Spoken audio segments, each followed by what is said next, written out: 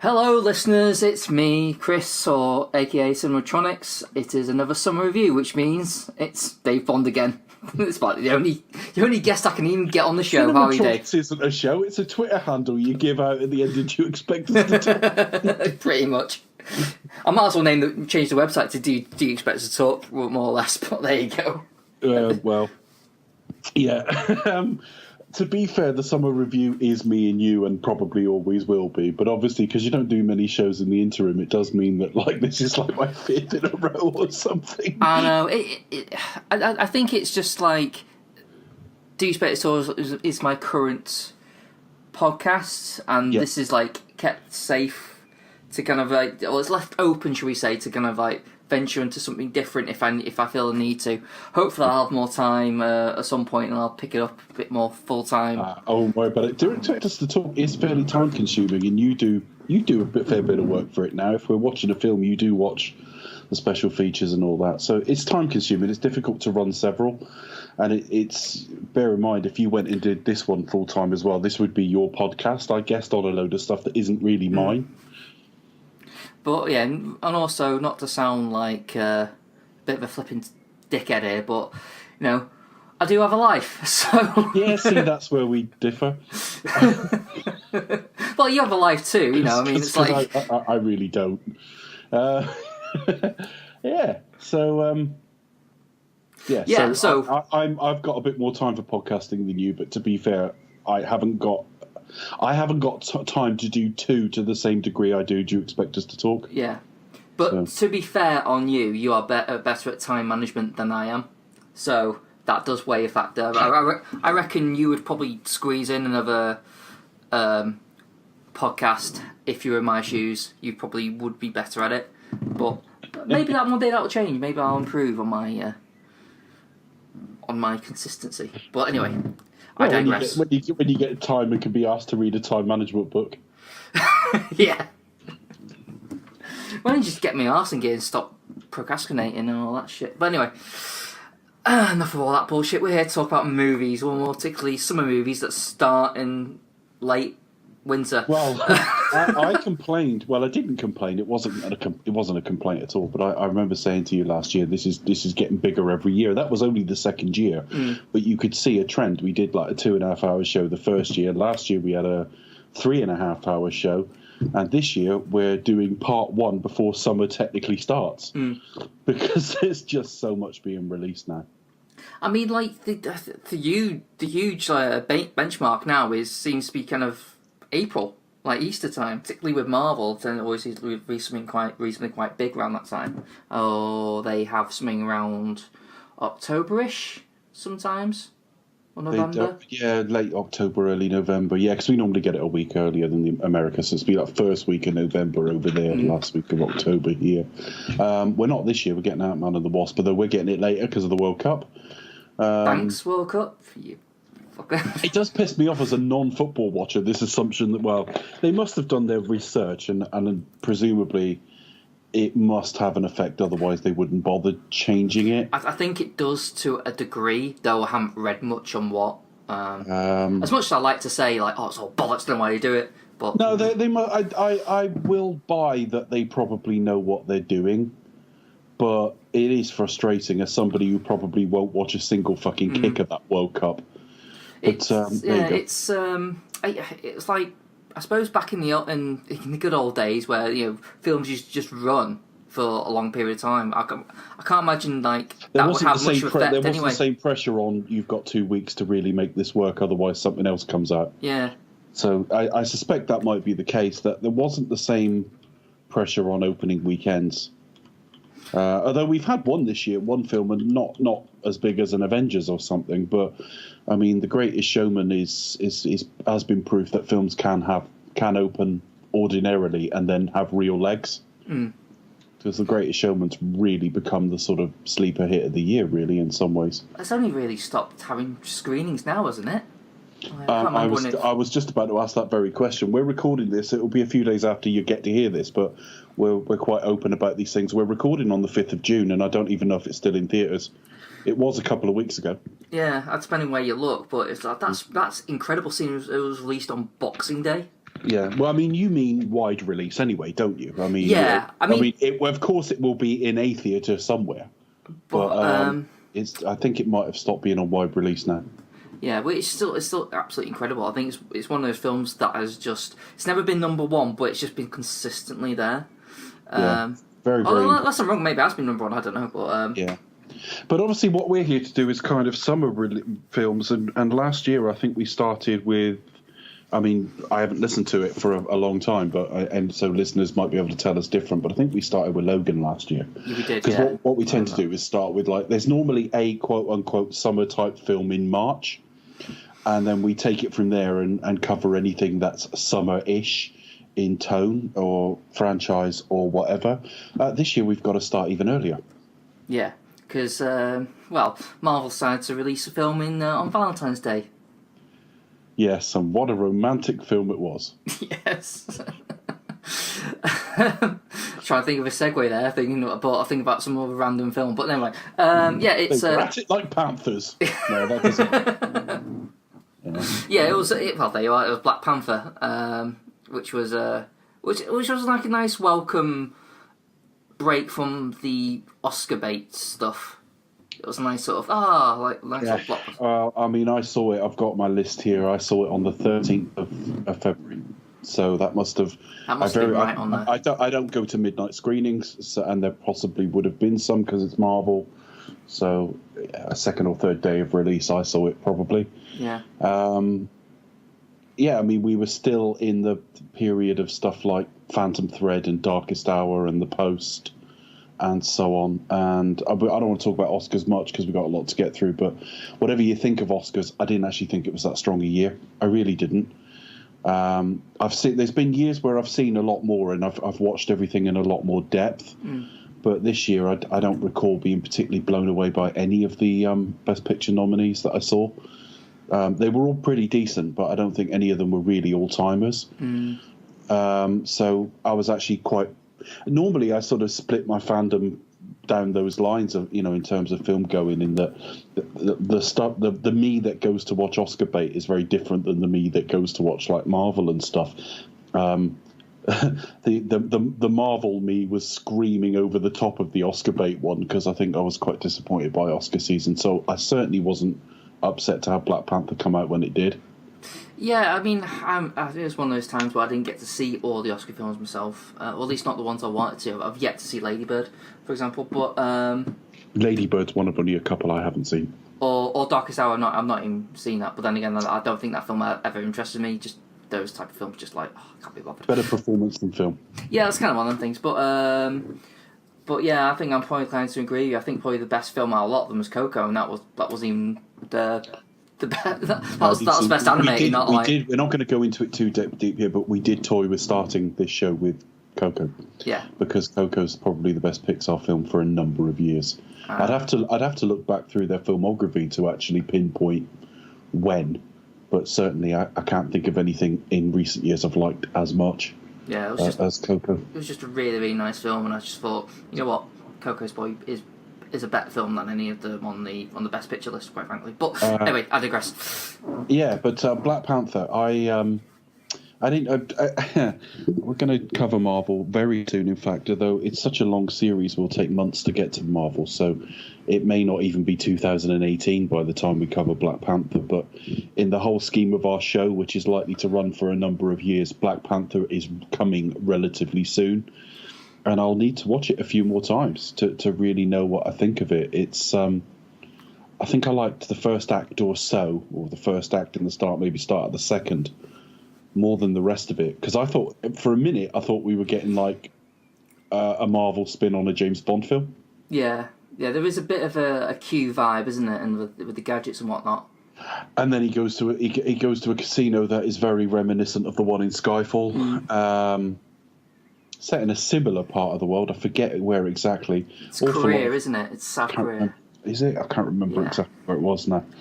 Well, without a globe in front of me, it may be nowhere near the Skyfall one then, but it's in the Far East, and I was confused by a few things about it. In that it at once looks like the most expensive Marvel film I've seen for a while, in forgetting what comes next, and the cheapest, because every time he was fighting challengers and stuff, in the water and stuff, it looked so like a set, and lots of that film really did. And then you'd have bits like the South Korea sequence, which just looked like they were spunking money everywhere. So it was an unusual film. The least interesting character in the whole film was Black Panther himself. I thought they deliberately sort of made him stoic and everyone around him like a lot more interesting. Which, when you've seen him play James Brown, is disappointing, because Get On Up, he was fantastic in that film, and absolutely sort of dripping with charisma. The other thing I think that confused me was that everyone said what a wonderful way to showcase African culture. And I was thinking, but it's all completely invented. That country does not exist. Yeah. So that confused me a little bit. But I enjoyed it. I think the very start of the film made me think I was getting something more than we ended up getting. I think it was a nice... I think the idea of maybe a bit more stripped back Marvel film was like a nice... was a nice break in between, like, say, Thor and then Infinity War. It was a nice sort of, all right, okay, we're going to introduce a new character properly, and we're just going to have, like, nothing too big. It's going to make it a bit more, like, personal, relatively low stakes, even though it's, well, I suppose technically it was high stakes, but it didn't feel low. It didn't feel high stakes. It was more focused on the personal. No. But, I mean, I think Thor got me a little worried, and that's not a comment on Thor itself, because I quite enjoyed Thor Ragnarok, but it was a bit thin as a story, and it was just an excuse to make more Guardians type humour. But when you think we already had Guardians 2 last year, and we had Spider-Man Homecoming, which was very quippy because Spider-Man is, I just thought, my concern is they're going down, all of their films slowly converging on being the same thing, which they've never been. There's a Marvel tone, but they've always sort of varied in subgenre. But I was starting to worry story was getting sidelined for like endless fucking quips. And Black Panther really wasn't like that at all. And I like the fact that a film series, 18 films in, can introduce, I know we've seen him before, but properly introduce a new character. That's a good sign, because when you look at, and I think Avengers 4, we'll talk about Avengers in a minute, but I think Avengers 4 will be resting a lot of its weight on those original Avengers. The might of that universe to the end of Phase 3 is still going to be its Phase 1 characters. So it's nice to see. I think visually it looks great. I think the technology is great in it. I think the whole sort of spin on a Q idea is great. I really enjoyed the casino stuff. But after that, the film slowed down, and it probably needed to, but I got a little bit less invested in it. Yeah, I mean, I would say one of my major gripes, probably the main one really, was the whole idea of the technology. Like, it sold that, like, Wakanda is, like, really advanced, which it is. Yeah. But it felt like that they were trying to tell us that the people themselves were really advanced because of, like, it's like a secret, hugely advanced, years beyond even us. Yeah. But the technology was almost like magic. It was like it was pretty much kind of did it itself. They just like the Q character. So how are you going to do that? Vibranium. Yeah, it's like that doesn't explain anything. That's a substance. That's like me saying, so how are you going to fix his bullet wound? Potassium. Well, what does that mean? Well, it just felt like, I know, like, there was a Q quite vibe with the sister character, and it felt more like she was just a designer for the outfits and stuff. Like, oh well, we've got this stuff that can pretty much do this, and this, so I designed this.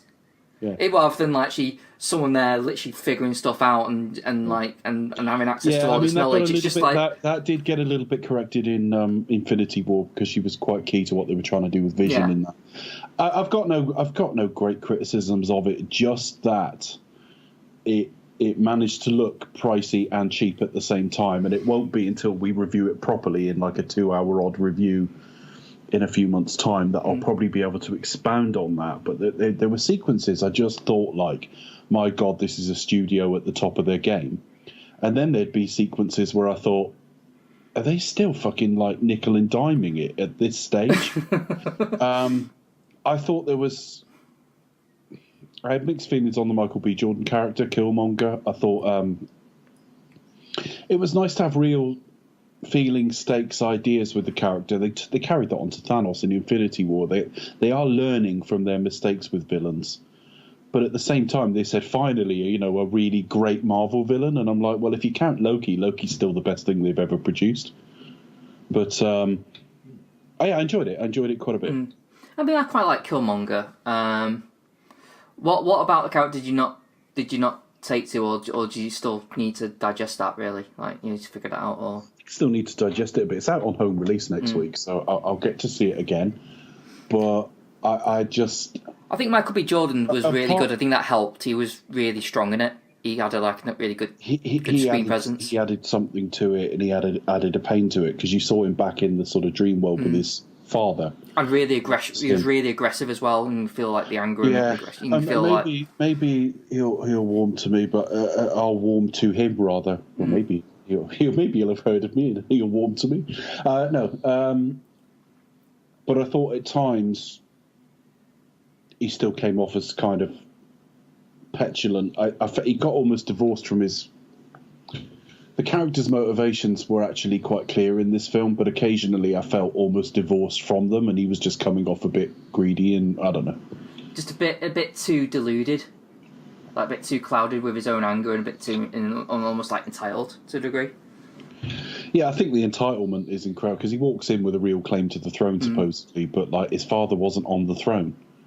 That's like, I guess in British monarchy terms, that would be a bit like Beatrice or Eugenie claiming that they've got the right to the throne.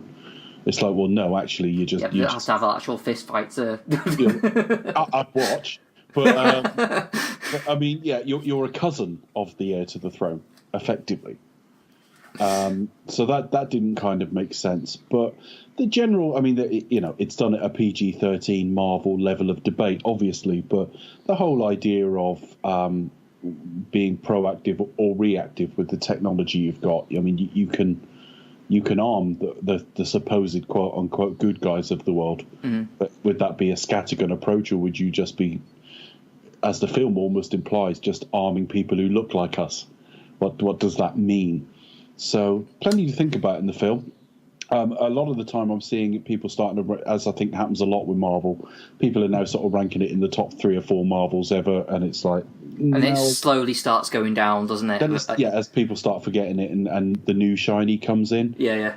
My gut feeling is it's about halfway with what we've had so far. And I don't know, because we will do a rankings episode, but my gut feeling now, ranking it in and above the things I've seen already, is that it's one of the more important Marvel films in some respects, that they've managed to crack into a new continent and therefore help build themselves a new audience. And it's not even just about diversity as much as it's about reach, global reach. That, the upside, the sort of more cynical upside of diversity is always the fact that, of course, you build yourself a bigger audience if you go that way. Yeah.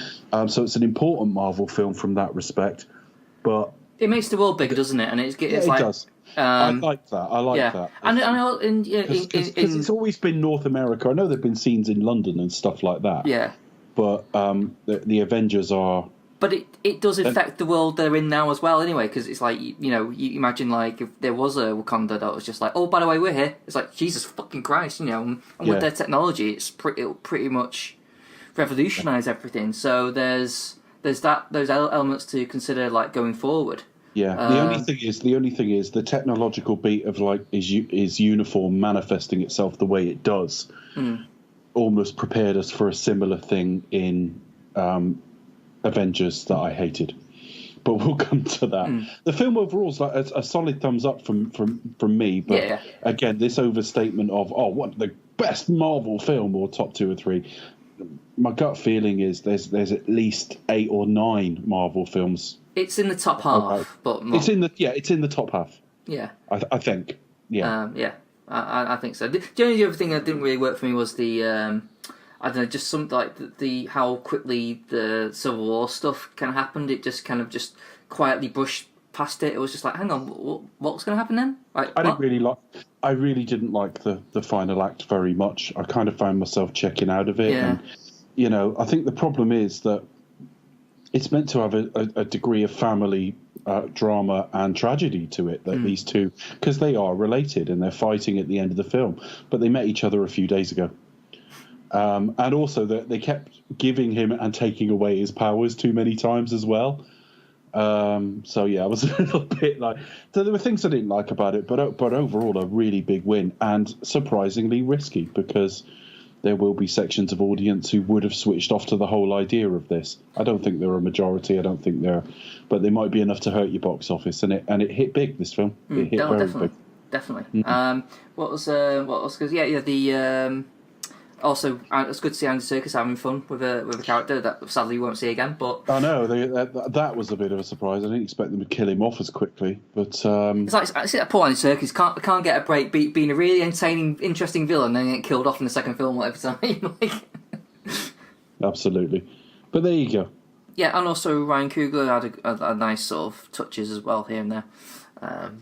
So yeah, that was Black Panther. So we'll touch more on that with the Do You Expect to Talk. Stay tuned, folks. So what was next on the list then? Well, I don't think I'd be... this film would have had to have been a bit more successful and get some very good sequels for Do You Expect Us to Talk to touch it. One day we'll start running out of things we want to do, and we may cover this, but it's not going to be for a very long time. Tomb Raider. Oh shit, yeah, Tomb Raider. Now, I rather enjoyed it, personally. I enjoyed it. I can't tell you very much about it now, except what I sort of half remember from that and half remember from the 2013 game. This is effectively sort of a remake or a big screen version of the 2013 video game. Now, not exactly. There are differences in plot, but there are set pieces that are like identical, particularly the one where she's going down like the water rapids. Yeah. And trying to avoid stuff. That's straight out of that video game. And the ship as well, like the shipwreck is in the game. The game starts with a shipwreck. What's on the island's a little different, but the whole spirit of the thing is the same. It really is. And the look of the character. I mean, they've cast Alicia Vikander, who bears more than a resemblance to the current video game version, if you like. There was talk of her or Daisy Ridley.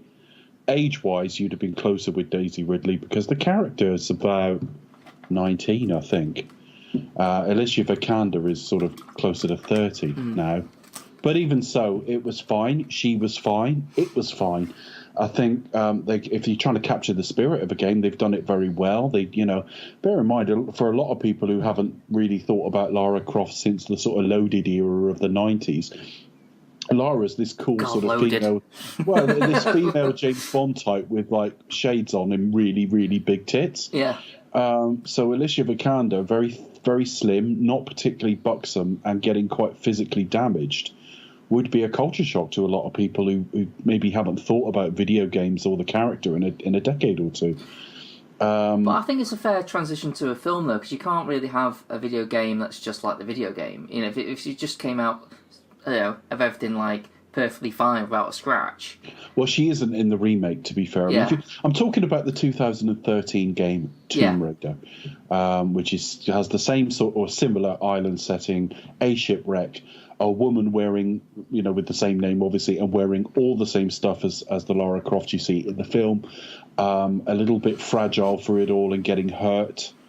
All of those sorts of things. Now, obviously, what the film man did was the London sequence and that bike chase bit and chase the fox. What did I think of it? Let me think. There were bits in the game. Struggling to think. Well, there were bits in the film that I nearly said bits in the game, and it's a Freudian slip because I was watching whole sequences that I thought, well, that bit was out of the video game. And then at the end, there's a bit where she's got to avoid something. And I thought, well, that's like a video game sort of platform level as well. So it's very difficult. Deviate too far from the whole video game idea and you're not the intellectual property you're advertising. Do it fully. And people are like, well, why would I watch 2 hours of that passively when I can play 20 hours of it actively? So it's difficult. I think part of the problem is people talk like there's a curse on video games, but I don't think it's any different than comic books, maybe 30 years ago. That I don't think yet the actual talent have stepped up to do it. No, it is difficult because we had Assassin's Creed last year, and I wish Assassin's Creed had been released in March or April, so we discussed it. Because I really like the video game series. I always have. I've played all of them. Although sometimes I stall on them. I mean, the one that came out last year, Origins, I haven't played for a while, and I'm nowhere near finished. And I'll try and get back into that soon. But the problem is, it's a bit like any fandom. You're trying to mix different constituencies. Assassin's Creed, the problem was quite obvious to me, that when you play the games, the modern day is just a way to get into that story of the past. And you're only interested in the past. And the Assassin's Creed game put 2/3 of it in the present because it's only interested in character, and you need the past only as a method to inform modern day character. So it's just that you're not quite fitting your constituency. It might look right, it might feel right, but it's not what we really wanted. It's probably better suited to TV anyway because it's based around sequences and is by nature episodic, Assassin's Creed. But when I look at Assassin's Creed, I can't remember who directed it. And I think with this one, I can't remember who directed it either. Until a bit like Dick Donner in 1978 or Tim Burton or Christopher Nolan or even a Sam Raimi take interest in doing one of these. I mean, we nearly got it with sort of a Peter Jackson in Halo maybe 10 years ago or so. But even then, I don't think he was going to direct, he was going to produce. I think the biggest problem with video games is that video game films, they don't attract the top level of talent. Yeah.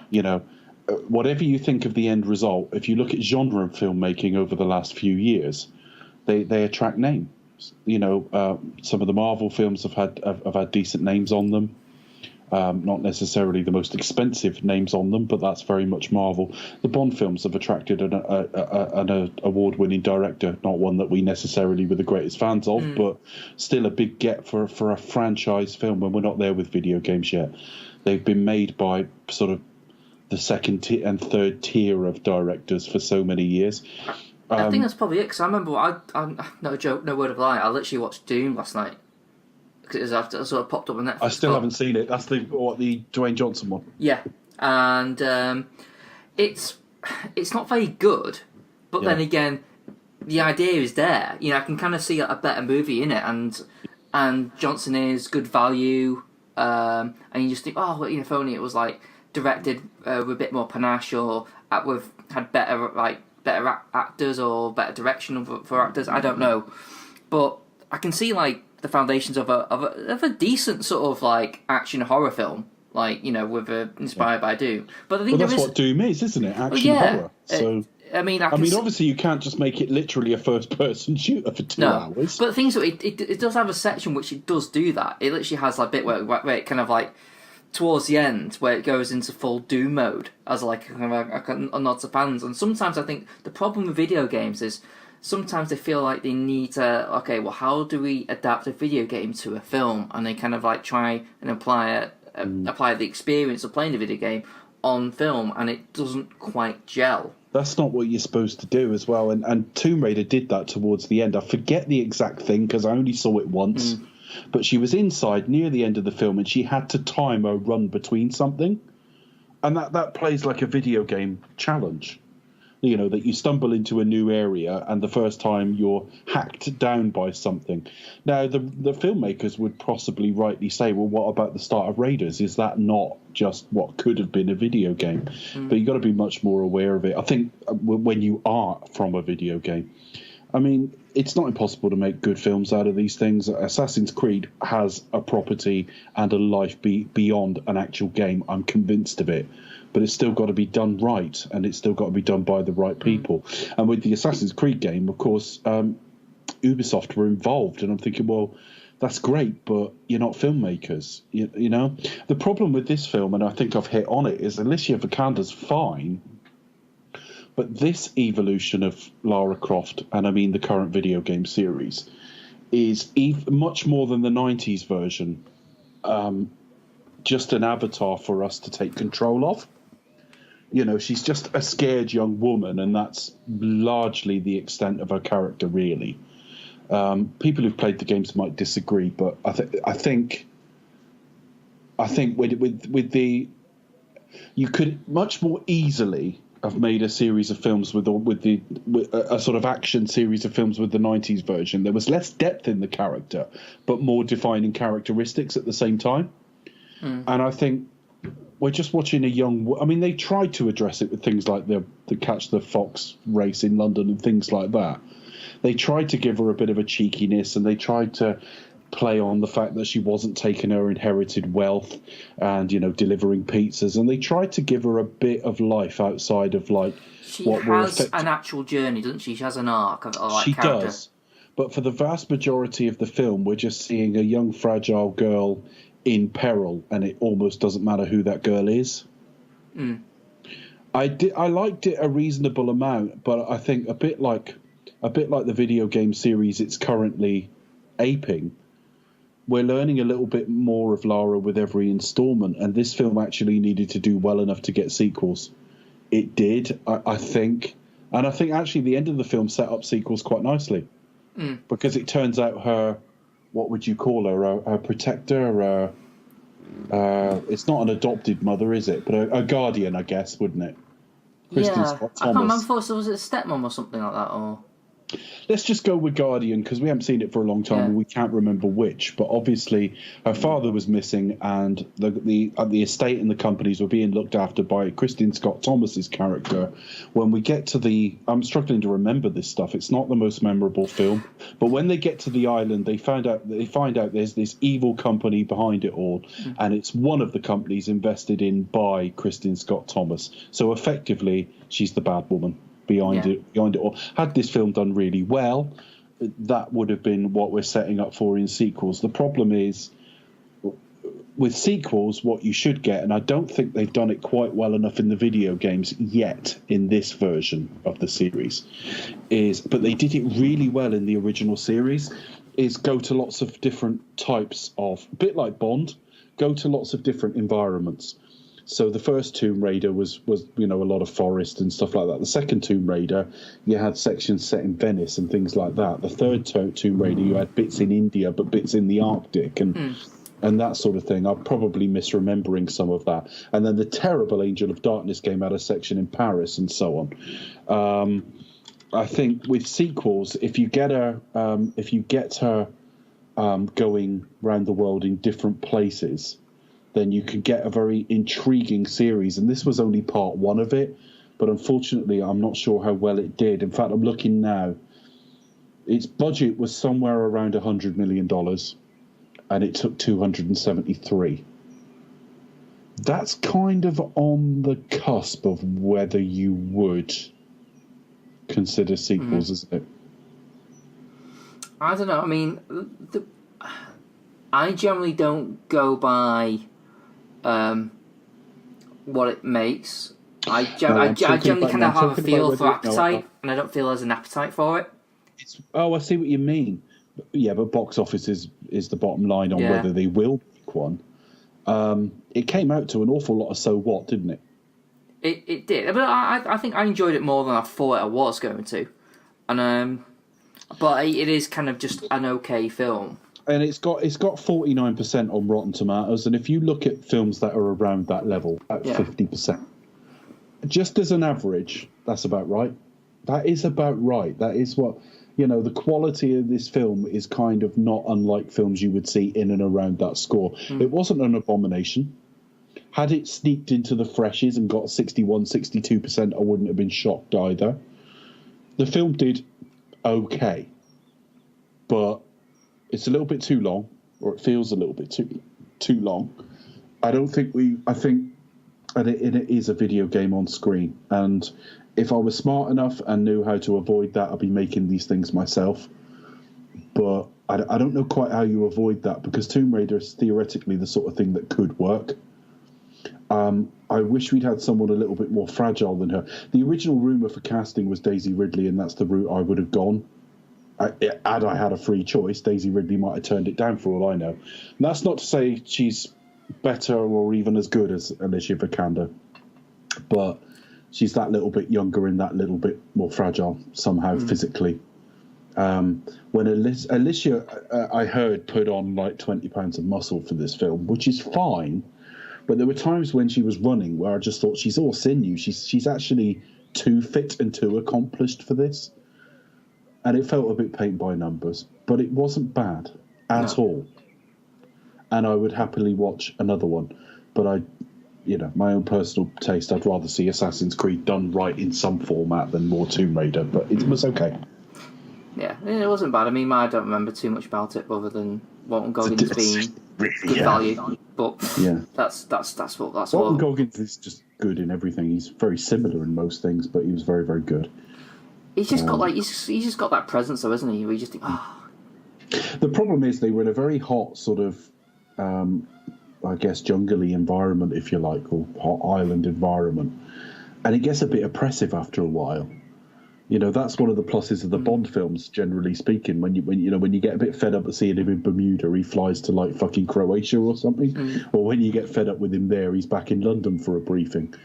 Or in Moscow where it's snowy or things like that. They're trying to make a film where, I mean, the game was very much about it was a sort of not horror, not in the way of like Alien Isolation or something, but there was a degree of like trying to survive in this harsh environment. That works better in a game than it does in a film. Unless you've got... In a film, it's all right if it's the Thing or something and you've got, like, an ensemble cast to play off each other. But when it's a lot of the time a woman by herself or with an ever-changing supporting cast with her, it all becomes a bit oppressive, and I wanted a bit more variety, and that's probably why the film felt too long. It's like stuck in the same place. It was just like, okay. Well, you get the video game format. You certainly did in the 90s ones sometimes where she'd have to get, 3 different parts of something or 3 different examples of something. And she'd hear one was in India and then one was somewhere else. So you'd have effectively 3 acts in 3 different environments. But again, maybe you're making it more of a video game doing that. But like I say, if I knew how to make Tomb Raider a success, I'd be working in the business. But it hasn't quite overcome the video game curse yet. No. I mean, out of interest, what did you make of Warcraft? That was the other like controversial one. I didn't see it, but I didn't see it for my own personal prejudices. In that I saw the trailer and thought it looked absolutely fucking ridiculous. But that doesn't mean it was. Yeah. I know that's that's one of the ones I thought of. Johnny thought that's actually pretty good, and everyone seemed to. Well, I would say. The critics didn't like it, which I think seems to be odd. It just felt like they had it in for it, even though I don't think it was nowhere near as bad as they were making out. But Duncan Jones has got the same problem, or to a degree that M. Night Shyamalan had, is that he started too strong. He started with Moon, which was really cool, and then he went on to Source Code, which was generic and not as good but interesting. And then he's done, Warcraft, which ain't that well thought of, and then he's done Mute, which isn't that well thought of, and I've not seen either of those. But it's a bit like, if he'd stopped after one film, it would have gone, what an amazing untapped talent. Yeah. And now it's a bit like M. Night Shyamalan. If he'd started after 2 films, he would still be a genius, but he didn't, and so he's not. Yeah, it is kind of weird, because let's just say if we flipped it the other way around, if Mute was his first film, everyone would be like thinking, oh, okay, well, this is kind of quirky, it's odd, but, there's promise here. Yeah. But he started with something that the only thing that gives it away that it's a first film is you can see it's not wildly expensive. But Moon feels really like it's akin to a Silent Running or something like that. It's a throwback film. Not many films get made that have the balls to take their time with their pace and that sort of thing. And Moon's a very good film for anyone listening who's not seen it, because there was a period of time where like most people seem to have seen it, but of course it's 9 years or so ago now, and it doesn't get talked about very much now. So we'll see. So moving on, speaking of sequels that no one particularly wants, and talking to things that just feel like a fucking video game. Yes.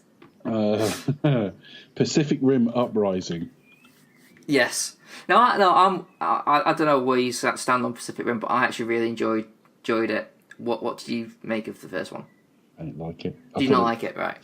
When I say I didn't like it, I liked the first few minutes because the visuals were stunning.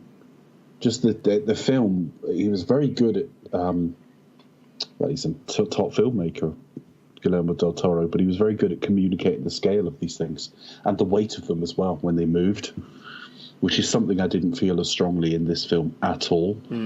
But I didn't really care. It's the bottom line. I wasn't that interested in the. I think it was a film you either. I didn't meet many people who hated it, but it was a film you either absolutely got and adored, or were totally like, whatever about. And I was just totally whatever. I mean, I listened to a podcaster called Alex Shaw. He started off as Digital Gonzo and did a load of stuff under that title. And his next iteration, he's School of Movies now, but his next iteration was Digital Drift. And it came all from the sort of drifting concept from Pacific Rim. And this is a guy who's done hundreds of podcasts over the years that I've always been interested in. I haven't always agreed with him. I mean, he quite likes Star Trek Into Darkness, for example, but he's always interesting. And he connected enough with this film that, like, he named his podcast after it for a number of years. And I just didn't care. I can't remember who was in it, apart from Idris Elba. I can't remember much about it. I couldn't really remember caring about any of the characters. I have a real hatred for, like, grandstanding speechifying on the brink of a war. I didn't even like it in things like Lord of the Rings. When you stand in front of your men... Like Braveheart. And whip them up, and, you know, today our names will fucking echo in eternity or whatever... I hate that. It nearly always plays terribly. And Idris Elba had a speech like that in the first film, and I nearly walked out. It was that fucking bad. I went to see this for something to do, and it was all right. The trouble is, I don't remember enough about the first one to know what's different in this one. I know there was some breach they had to seal, and obviously this film told me what that breach was. But I couldn't remember when the first one was set. I couldn't remember what the sort of relative wealth of the world was, if you like. You know, you think of something like Ready Player One, where there's clearly quite a lot of poverty around and things like that, or overcrowding anyway. I can't remember. I couldn't remember anything about the original. And it was a bit like, it's a bit like watching the Fast franchise or John Wick or something like that. That the less people talk, the better. Because every time, I like John Boyega, but every time he opened his mouth, the dialogue they gave him was really bad. Particularly where he had to talk up that young girl at the end. It was just like, you know, he was trying to give like a speech, and I was just thinking, I just looked at the film thinking, do you think we're all fucking idiots? Yeah. I would bother with this sort of thing. I was a little bit bored by it, to be honest, and I didn't think it had. I didn't like the original, but it didn't even have the sort of weight of the original. And I mean scale and weight. I mean those as literally those words. I don't mean thematic weight or anything, because I think the first one was throwaway as fuck and possibly the worst thing Guillermo del Toro's ever done.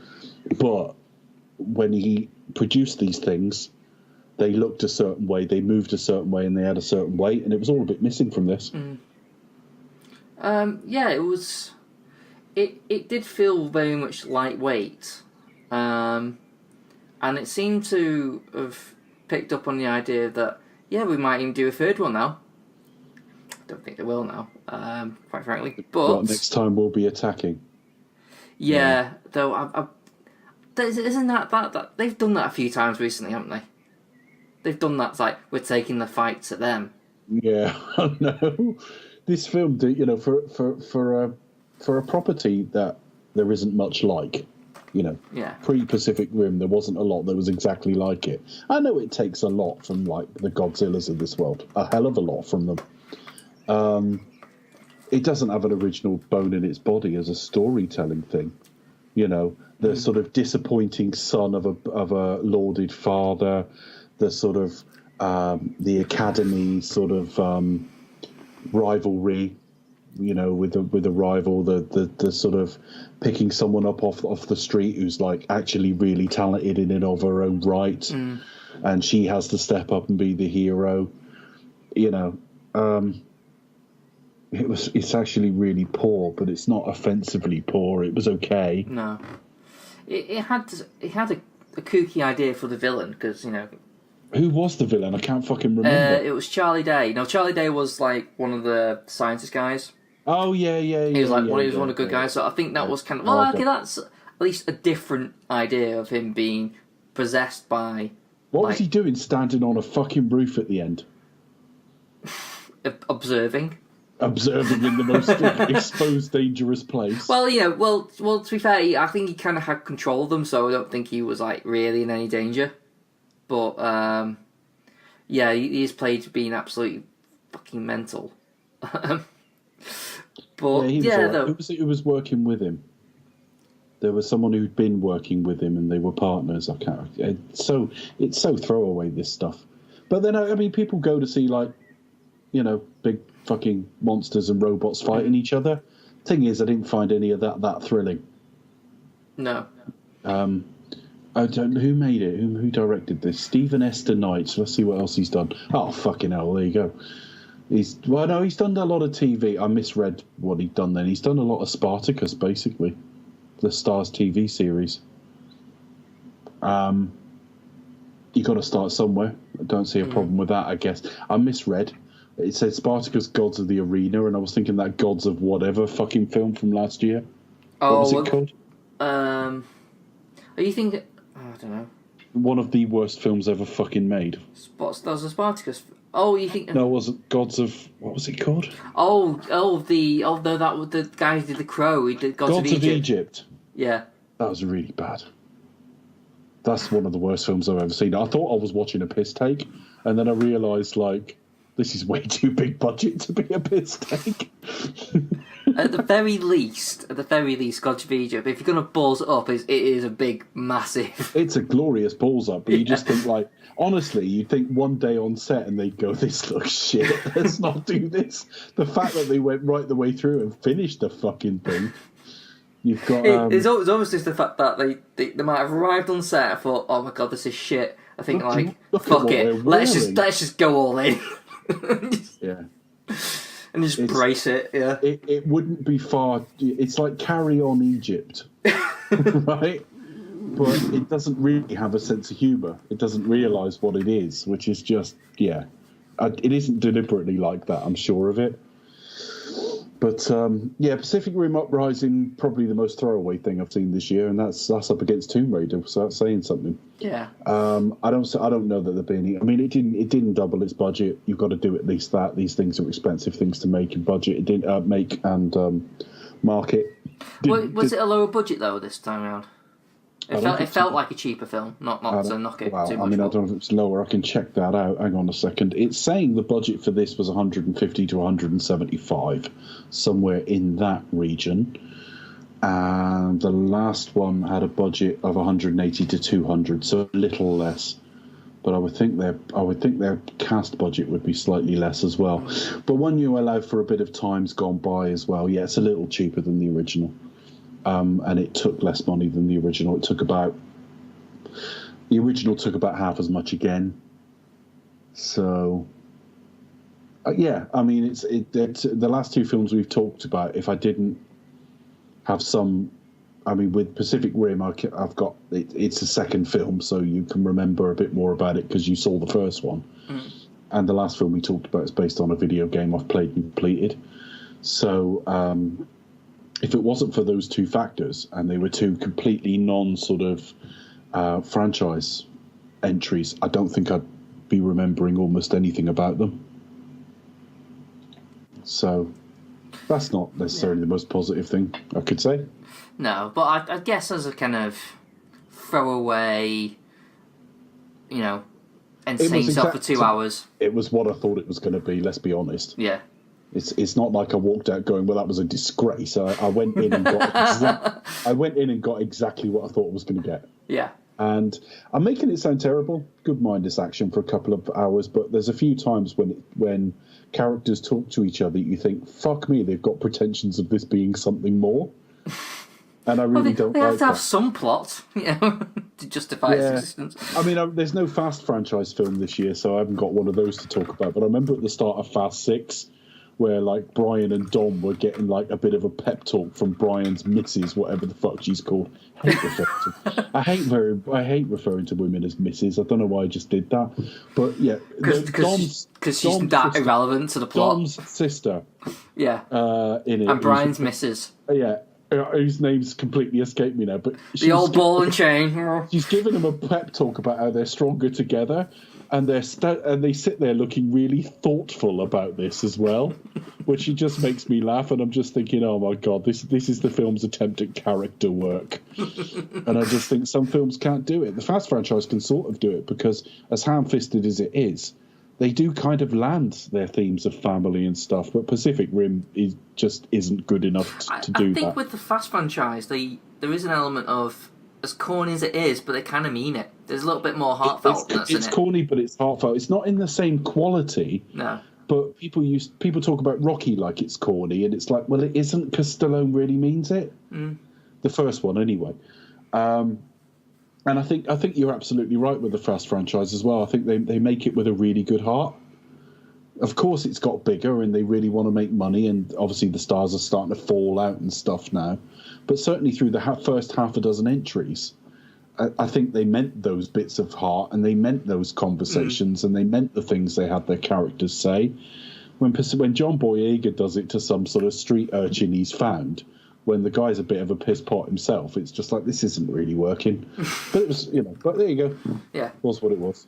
That's what it is. So what's next then on the summer review agenda? Well, I promise after the last two, I'm going to get the one I fucking like now.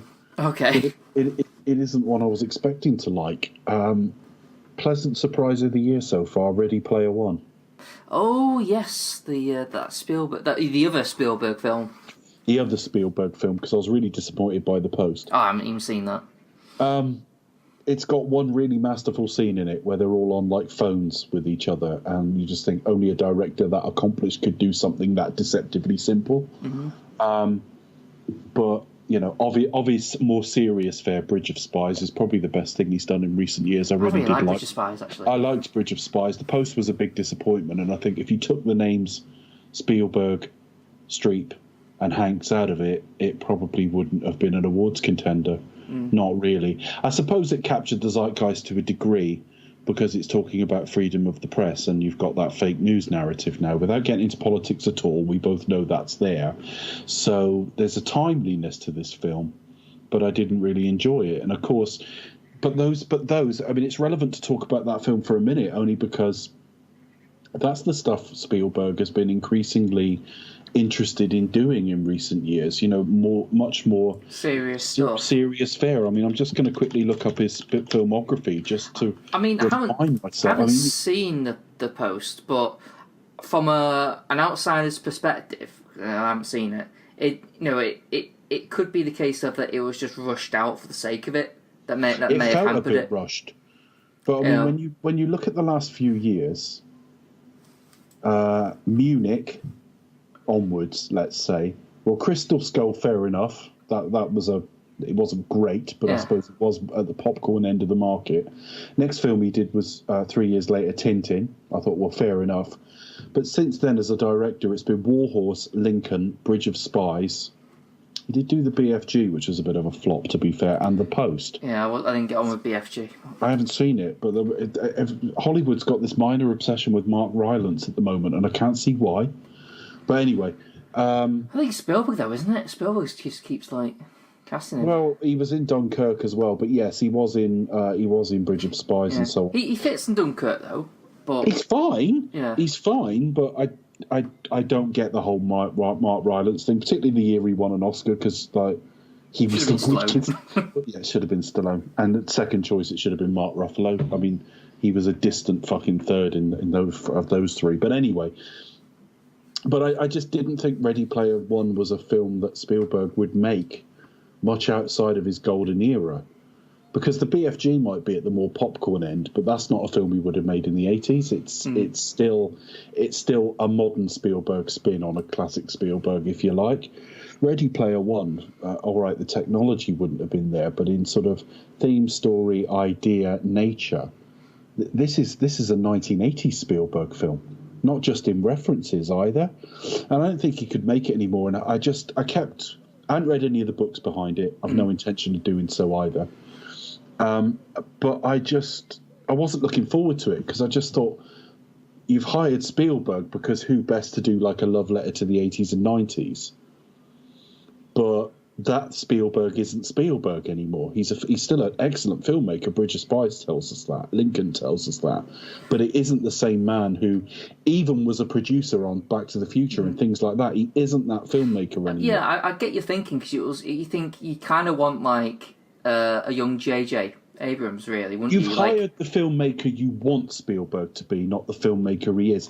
And if you're talking about really good mimics as well, you'd get J.J. Abrams to make this film. So I went in really... Someone who really appreciates someone who really loves what Spielberg has done and wants to emanate that on screen. Well, Super 8 had a lot of tea in it, and there's a lot of Spielberg in most of J.J.'s work, actually.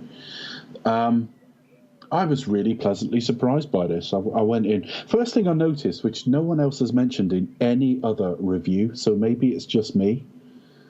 I think that Spielberg, really committed to the material and connected with the material, and saw a bit of wish fulfillment in it. The lead actor in this looks just like a young Spielberg.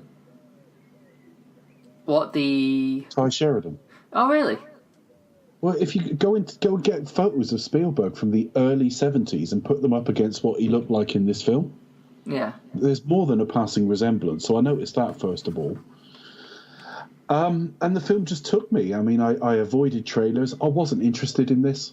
This film was not for me, because this film was an old man trying to pretend what he was 30 years ago. And I loved it. I thought it was absolutely terrific. And when you think of the story, if someone just read you the story beats, it reads like bad fan fiction or something. I mean, believe me, if you're out there and you love the written work this is based on, I've got no critique of that at all, because I haven't read it. But if you just literally list the story beats, it sounds like a shit video game. It does. It just sounds like, then you find this key and then you go there, and it's like a cross between like a video game and Dungeons and Dragons or something. It sounds like it's going to be absolutely like a big terrible. checklist of, or like, the big huge fan icons, things like that. Yeah, and the thing is, because much of this is a digital world, there are so many variables in how you approach making it that 10 filmmakers would have made 10 completely different films from each other. And if you describe the Spielberg take on this, I think, really? Because their digital avatars are completely unrealistic deliberately. Yeah. But they aren't cartoons either. So you've got a slight risk of uncanny valley. And yet all of it is just really, really good. It's got a decent Alan Silvestri score as well, which kind of makes sense, getting Alan Silvestri to do this, given he scored stuff like Back to the Future. He's kind of similar to John Williams as well, isn't he? He kind of has that. There are similarities. I mean, you could have hired John Williams, but I don't know if that would have sounded almost too self-reverential, or whether he would have just sounded like a pale version of himself. I don't know. But when you actually look at Alan Silvestri did in the 80s, Romance in the Stone, Back to the Future, Flight of the Navigator, Predator, Mac and Me, who framed Roger Rabbit, And even like stuff like the Avengers as well, he's still the Marvel stuff. Pretty solid, yeah. He's still pretty solid, but I don't know how much I can say about the actual plot, because the plot I didn't really care.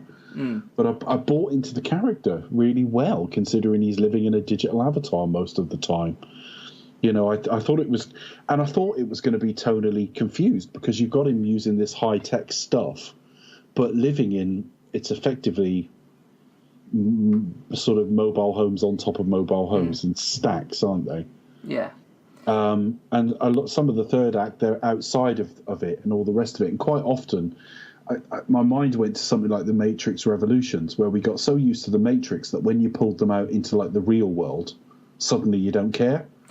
There was a moment where I think, fuck it, are we going to spend like the entire film in the actual digital world?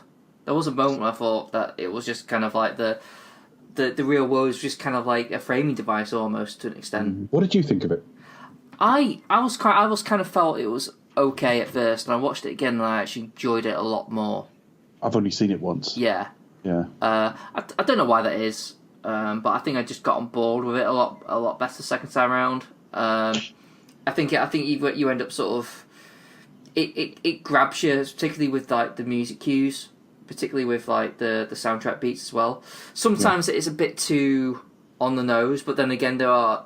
I mean, there was stuff where I thought, okay, wow, you went there. Like particularly with the whole Shining sequence, I thought I did not expect this, and how when they went into room 237, I thought, right, for those of you listening who haven't seen The Shining, there's a point in the film where Jack Nicholson walks into room 237, and an attractive, well, I mean, all our tastes vary, but empirically, a reasonably attractive young woman gets out from a bath behind a shower curtain and walks towards him completely naked. She kisses him, and then he catches a sight of her in a mirror, and she's a decaying old woman, and it's kind of unsettling. So of course there's a point it in really this grosses me out. it is kind of gross, yeah. And it's shot, it is kind of, scary is the wrong word, but it's definitely unsettling. And of course suddenly we're inside this shot, if you like. He employs the same shot on the bath, but then he films things from different angles, like we're almost inside this world, we're almost inside this hotel. Quite interesting, because he could have just copied like film shots, and he didn't. But yeah, as soon as I realised he was in 237, I thought, how are we going to shoot this? And then you had the full-on of the bath, and I thought, this is going to take some careful cutting not to show nudity, if you've seen the original film. But they did it, and they managed to get the gross-out bits aside, and the blood, and I thought it was really masterful filmmaking. And also, there are bits that talk to you at different ages of your life, because you could watch this as a younger film goer and think certain bits of it are just really cool or good action or whatever. I'm not saying younger viewers won't have any depth to bring to it. They might well do, but you can watch it on a more basic level is all I'm saying. But just being able to see inside somebody's past from different angles, you know, and I think that there's kind of a, what's the word I'm looking for? There's kind of a poignancy to that. Yeah. Because there are bits in my life, particularly bits where I made mistakes. Because we see bits where, like... Do you think Spielberg kind of related to what's the name of the character? Well, having said what I said in the at the start of this review, Mark Rylance is actually perfect for this. Is that what you were going to say? Do you think he... Well, no, I think he... the Mark Rylance character, I've forgotten what his name is, but he's like the guy whose life has been reflected. Do you think Spielberg has a relationship with that character almost? Do you think he's like kind of... He's applying his like... Just by casting, if the casting was him, I just think he's cast someone that isn't the dead spit of him, but evokes a young Spielberg, which tells me he kind of connected with the material. But there's just something about finding his younger self, possibly. I wouldn't even. It's not even nostalgia, because nostalgia tends to be remembering pleasant things. But there are things that have happened in my because we focus on mistakes. I'm looking the name up now. I will admit I've cheated here. James Halliday was Mike Weiss. Yeah. And he works with a guy called Ogden Morrow, who's played by Simon Pegg. Now, we actually see the points where their relationship fractures, but we not only see the point where they fracture, but we see the thing that led up to it that no one could know led up to it, like a date or whatever. And I just think that does speak to me, because there are things I've done in my life I'd like to go back and see, almost as a self-fucking-harm thing. I think that I'd go like, I really fucked up there. I wish I could see how I did it, or what exactly it was I said, or the way, not what I said, but the way I said things. And then you think, actually, that thing a couple of weeks before that seemed innocuous at the time led directly to it. So you can learn off it a bit better, you know. You can and also just the fact that I think we all live in the past a little bit. You know, I found all of that really kind of interesting. And then with the Olivia Cook character, when we see her in the real world, a beautiful woman who doesn't know she's beautiful because she's got like kind of a scar on her face or a wine stain or whatever it was. Well, they are called wine stains. It'll just wash off, yeah. Yeah, but you know the sort of thing I mean. I know. I did find that bit a bit too. It's a typical movie thing. It's like when you get a beautiful woman to put a bit. It's like, you won't like me in the real world. What, really? And it's like, oh, actually, there's nothing. You're stunning with a slight discoloration on your face. That's I think I can live with it. Yeah. Yeah, but we're ordinary people who struggle to get women, Chris. You'll do. But the only thing I'm a little bit concerned about, and it doesn't relate to this film, it just relates to his wider filmography, is Ben Mendelsohn has to be careful. because I think Ben Mendelsohn is an extraordinarily talented actor, but he keeps playing same kind of bad guy. He's where Mark Strong was 8 years ago, and it's like Mark Strong wisely went and did a few different things, like effectively the Q character in Kingsman and stuff. Ben Mendelsohn played. I've mentioned it on a show before. It was a Netflix original called Bloodline. I'd recommend Bloodline to anyone, but I'd say stop after season 1. Because the rest, it was a 1-season deal, really. I wouldn't bother with any of the rest of it. But Ben Mendelsohn played like the black sheep of the family in that, and he was just a waster. And he drank too much, and he smoked too much, and there was the hint of drugs in there. It kind of sounds like he's in Animal Kingdom. You've said that, and I still haven't seen Animal Kingdom, and I remember you mentioning that. So it may even have been this show last year. Maybe Ben Mendelsohn was in something we reviewed last year. I don't know. Might be Rogue One. Actually, it would have been on the Rogue One show then, because that's not a summer film, so we wouldn't have covered it in one of them. But there is a danger that you can still play bad, but at least in Bloodline he was a very different flavour of bad than in this. But of course they're putting him in things like this and Rogue One, which are like popular, slightly two-dimensional franchise fare, with him as the baddie, and he's going to be the Sheriff of Nottingham in Robin Hood later this year. It was kind of similar to how he is in the Dark Knight Rises as well. I just think, he's Dark Knight Rises as well, where you play him very slightly privileged, to say the least, well-paid executive, an evil businessman, basically. An evil businessman, and he's very good at it. But I'm seeing the same thing again and again now, and that is concerning me just a little bit. I just think because it's getting tiresome with repetition. Because I saw him today. I saw him when I saw this film. He popped round for a cup of tea. He popped on. But he's playing the same characters again, which means there's no surprise in what he's doing. Yeah. You can't hide what the character is at all. To be fair, he was in Darkest Hour, and he's playing the King of England in that. So he's definitely got a range. I would just like to see him stay away from his character. And the Place Beyond the Pines, he's pretty good in that. He's filming a role in Captain Marvel at the moment. I think he's a bad guy. Probably, he probably will. At least I'm looking him up. He's a Kree, so he may look and feel different. But yeah, I'm a little bit worried. I think Ronan's in that as well. The bad guy. Ronan is, because it's a prequel. Yeah. But then he's playing King Henry IV after that. Maybe you know what? What I reckon, he needs to do maybe just a comedy. He needs to appear in a second, a supporting character in a comedy. I genuinely believe the guy could do anything as well. Yeah. And it is frustrating when someone has that degree of range, and you keep seeing them playing within the same 3 or 4 degrees of that range. It's not to say he's bad in this, and he's actually good casting, but he's good casting for something we keep seeing. Mm-hmm. But the film as a whole, I think, is probably my pleasant surprise of the year so far. I don't think I ever really need to see it again, although I wouldn't rule it out. I don't need to go and buy it. In that regard, it's very like Tintin or something. I really enjoyed his Tintin film, but I haven't thought about it in years. Yeah, I mean that was going to get another 2 films, wasn't it? Well, Spielberg is still saying Peter Jackson will be on it soon, sort of thing. It's like, what is Peter Jackson doing? Is he making? I don't know what Peter Jackson's doing. I don't know. I haven't got a clue. I need to look this up, actually. Let me just look up... hang on a minute. I think what Peter Jackson needs to do, he needs to sort of go back and just do a really... A quickie. A comedic hard R horror film. He needs to kind of go back to his roots. Or make something similar to Long Line of Frighteners. Something kind of a bit more light and a bit more comedic. He said he would direct the sequel once he finished The Hobbit.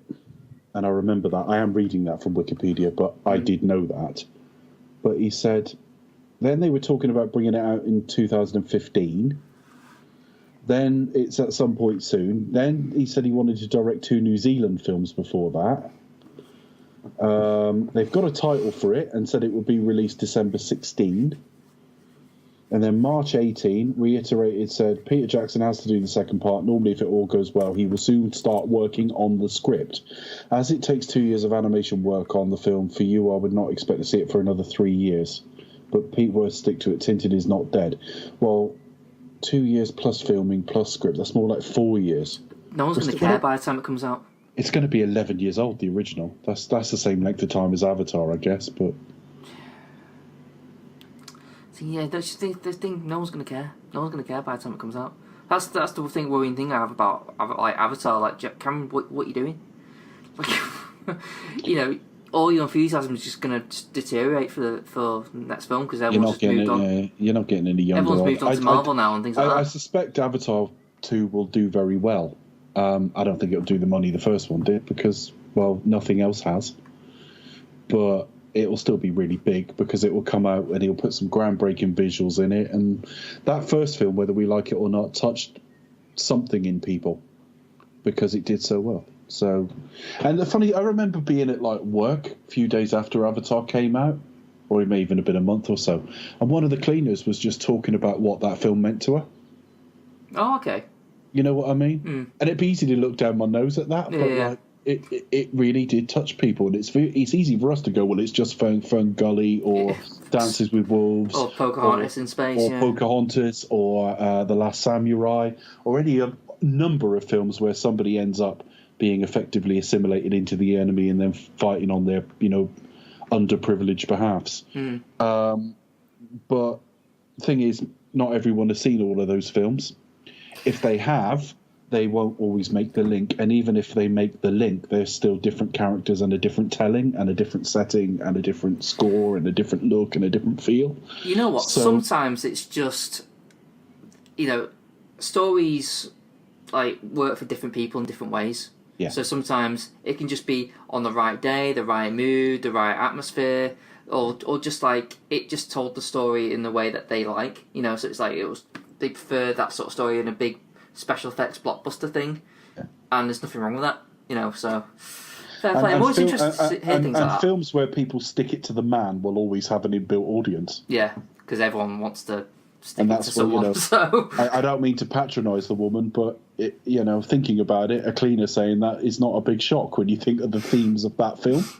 Yeah. So maybe she was like a huge environmentalist as well. Yeah. I don't know. I can't remember who it was who said it now. But yeah, the thing is that I wouldn't underestimate what the second Avatar film will do. But Christ, you complain about the Bond series. If you're a massive Avatar fan, you'll have waited 11 years by the time the second one comes out. And then I heard him say something like, it's going to be a generational drama because it'll have the kids and all that in it. And I'm thinking, that's only by necessity because you've taken so fucking long. Do you know what I mean? Yeah. But, hasn't he cast Sigourney Weaver again? Yes. I was like, okay, well, how's that going to work? But okay. And what's he called? Stephen Lang. Right, yeah. And I didn't like Stephen Lang was probably my least favourite part of the first film. Oh, really? I quite liked him I like him as an actor, though. I don't mean this, obviously the whole film's a cartoon in terms of animation, but I thought Stephen Lang was the most cartoonish thing in it. I did hear a bit about talks of maybe Arnie being like a villain, but like in. That's what I heard, but that was a long, long time ago. See, that was interesting, like having like him as like an alien type villain. That'd be like, I'd be interested in that. Directed by Cameron. But I mean, I wouldn't underestimate Cameron's. Like I said to you before, you've got to understand and accept his weaknesses, because his films are too bloated. His themes tend to be a bit too simplistic. His dialogue's not very good.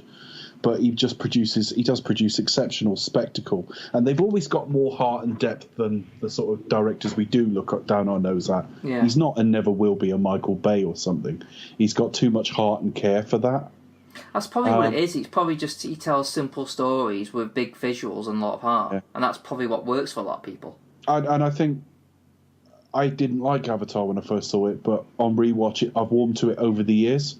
So I'm quite happy to go back there and spend some more time. And there is just something about it's not nature. It's all done. It's a false a false alien planet with like stuff completely made in a computer. But obviously, for a couple of hours, you feel like part of nature. So it's got a nice sort of cleansing feel to it in a kind of way. So. And it's I think it's always interesting to see what James Cameron does. I think he's earned the right to let's just have a. Yeah. Let's just see, because guess what? He'll probably. I think he's proved a lot of people wrong with Titanic, and he did it again with Avatar, to an extent. So who knows? He might prove us all wrong this time around again. Might be thinking, quite, who's going to watch another 3-4 Avatar films? All of us will. Yeah. There'll be, do you know what I mean? Like, yeah, it's like, yeah, but how's it going to be as big as that? And it does mean, I was trying to do some like fact packet maths on every sort of series I could think of that we might want to do to work out how long do you expect us to talk might last. And I think we'll still be around for the last Avatar film just. Okay. So is that after all the Westerns? So there'll be other series and stuff in between that will come along, but at the moment, even if we did everything I could think of at our rate of production and like current series still continuing to produce films like Marvel, we've got minimum another 5 years in us if we wanted to do it, minimum. And that's like including series that like I haven't thought of because I think Becca wouldn't want to do them because they're like horror or something. And she might actually surprise us and say, yeah, I don't mind doing X series or whatever. Well, there might be series that haven't even come out yet. There might. Yeah, the only horror series I can think of at the moment that I think she might sit through is Alien or something. But I can't imagine her doing Nightmare on Elm Street, can you? I don't know, you know. But she might do. But she might love it. By the time you add other things and stuff, there'll definitely be Avatar films out during our run. So, we'll probably end up covering them one day ourselves. So, in summary, Ready Player One was really good. Yeah. Yeah, no, I've rather enjoyed it. I mean, the Shining bit did take me by surprise. It was like I can't believe you got away with it. Well, I can't believe you got it like, in a 12A certificate film, but it's the whole fair play for actually doing it, you know? I almost forgot I was watching fiction or something or I forgot I was watching something that had been like pre-recorded and already been through the censors and stuff. Because as soon as I realised we were in 237, I felt like I should go and tell someone. Like, excuse me, the film's about to show a load of tits and bush and stuff. Yeah. I think there's kids in the screening. There's kids in my screening. You've got to be careful. Stop the film quickly. You got the wrong reel. You got the wrong reel. Imagine if they had. We're all sat there going, it's nothing to worry about. Oh yeah, all of a sudden it's what's it called, H or something like that. All of a sudden just turns into Jack Nicholson. It's like The film's good. It's better than it has any right to be. There's no sequel there really, no. I don't think, and there's no great rewatch value. But tons of great references. You had the DeLorean in it with the front bit of sort of kit on there with the sort of the eye thing. Lots of things, most of which we won't have even noticed because the film's made with a lot of love. Yeah, and it's very nostalgic as well, so I think there's a lot of heart in it. Ready Player One. So what was next? Were we going straight to Avengers? Is it Avengers then? Yeah, unless you've got anything else on your list. I can't. I'm trying to think of what the major releases are, but yeah, we can sort of talk about Avengers. We got 3 to go, bud. We got Avengers and a couple more after that. That should be obvious to any little one listening, but we'll hold back on them for a minute. Yeah. Infinity War. I'm trying to think of a film that was last this hyped, with the possible exception of The Force Awakens in the last 5 or 6 years. Because it did feel like this is what Marvel's building up to, or at least this is. Whereas actually, it's not. It's building up to next year. Yeah. Really. And I think this will be the sort of Deathly Hallows Part 1 of the 2 when they both come out, because I think they've got some real I mean, even from leaked shots of the set, Avengers 4 has some real scope and batshit ideas to it, and and obviously it's going to introduce at least one new character, because we do believe Captain Marvel's going to be Part 2. As a Part 1. I don't want to repeat myself, really, in that I always say the same sort of thing about team-ups. I probably said the same thing about Civil War a couple of years ago, that the team-ups are never kind of as satisfying in their way, and they confuse. In fact, some of the things I'm going to criticise this for, I probably said about Civil War, but in retrospect, Civil War seems a model of restraint in that...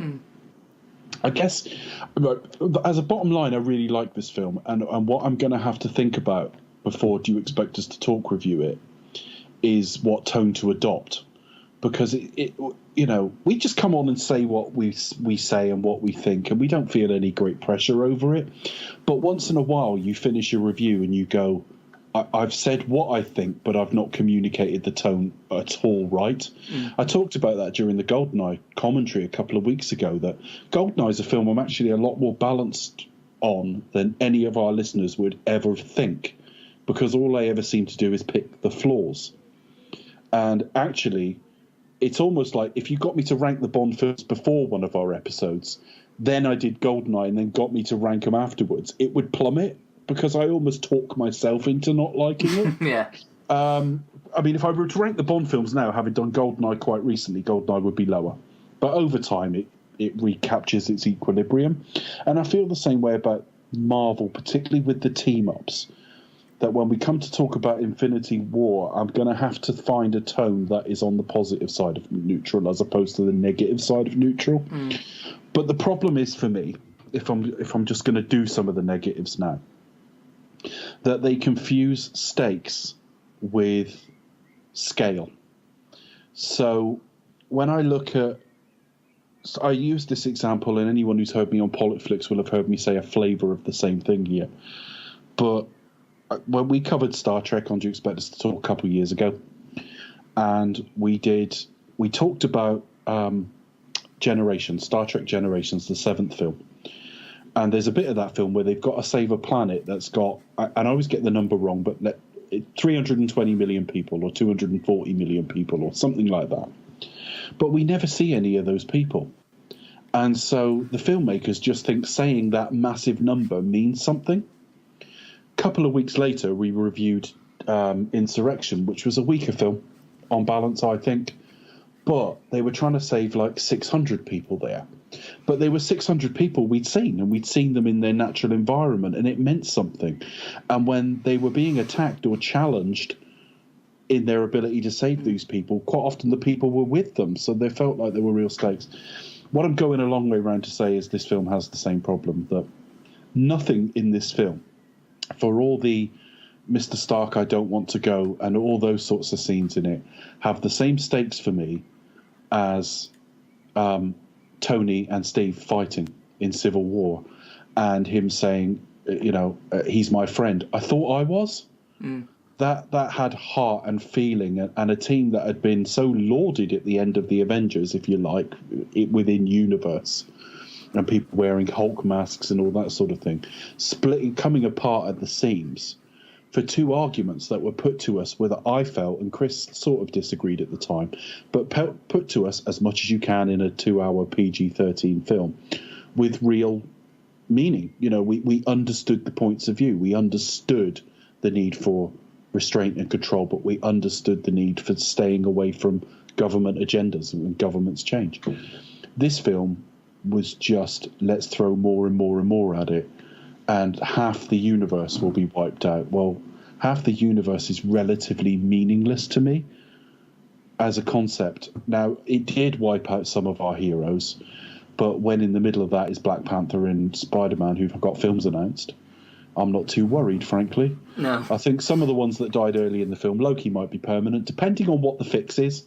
Obviously, it depends what the fix is, because you might... Especially when you got the time, Jen, you think, like, well, just reverse time and then bring everyone back, couldn't you? The way you or I would write it as not screenwriters is they'd find a way to get hold of the gem, and they'd go back in time and replay that battle on the fields of, like, Wakanda, possibly. And I've often wondered if that shot of the Hulk is from actually 4, because the fact that he hasn't been seen yet doesn't mean he isn't in that battle in like a replay. But I'm seeing screenshots of what look like filming with them all wearing their like Avengers 1 uniform and things like that. And there are a couple of shots where Tony looks older. So I'm wondering if the film starts further in the future and they find a way to go back, and then effectively they Back to the Future to it and play out within scenes of like their previous canon, if you like. I think Avengers is going to be, the next Avengers is probably be something like 5 years later. That's what I'm thinking. I'm thinking there's a time jump, but not only that. I don't think it's a question of going back to just on the fields of Wakanda or whatever. We'll find Tony's got a kid, that sort of thing. This will all be very dated if we're wrong, and indeed even if we're not. Speculation at the moment, isn't it? It's just speculation, but I think what I'm saying is they may go back to a time where, like, they may go back towards before any of them were killed, and they might all come back, Loki included. I just don't know. But I found the problem is with the team-ups is they're overstuffed. Now, They handled it as well as they possibly could. I think if you're going to do a team up of this scale, this is as well as you're ever going to do it. And actually what they've done is an historic piece of filmmaking. It really is, in terms of size, ambition, and everything else. Makes a lot of the moaning about Disney kind of moot, to be quite honest with you. I think they do a really terrific job. But we don't settle on anything for very long. We can't settle on anything for very long because there's too much to get through. So all of a sudden, Spider-Man's wearing like a fucking some space version of the outfit, and that's just the way it is. You know what I mean? And then he's wearing that outfit that was teased in the last one. Yeah. You know, but you know, what did you think? I was really impressed by it, but I do get it does suffer from the part one element, which you just know, right? Well, this is all just set up for the next film, and the qualities of this film kind of rest hand in hand with part two, because that just affects everything else. And when you see like so Spider-Man and Black Panther and like Dissolve and also the entirety of the Guardians, you go like, right, well, that's not going to stick. I mean, yeah, none of that got to me at all. I mean, unless Marvel all of a sudden just do like the ballsiest thing, goes like, oh, by the way, we're not doing those films. By the way, we're going to introduce 5 new Guardians in the next film, and fuck you. Yeah, we're just having you on. We didn't want to spoil it. Maybe they're braver than we thought. I don't know. But all I know is I read tweets where people would say, "Oh, all the feels where with the final I am Groot as he fades out of existence." Yeah, I mean, it does tug on your heartstrings a bit, but it does a little bit. But I mean, or there was a bit where I think the director said, or the directors said, revealed what Groot was saying with that final I am Groot.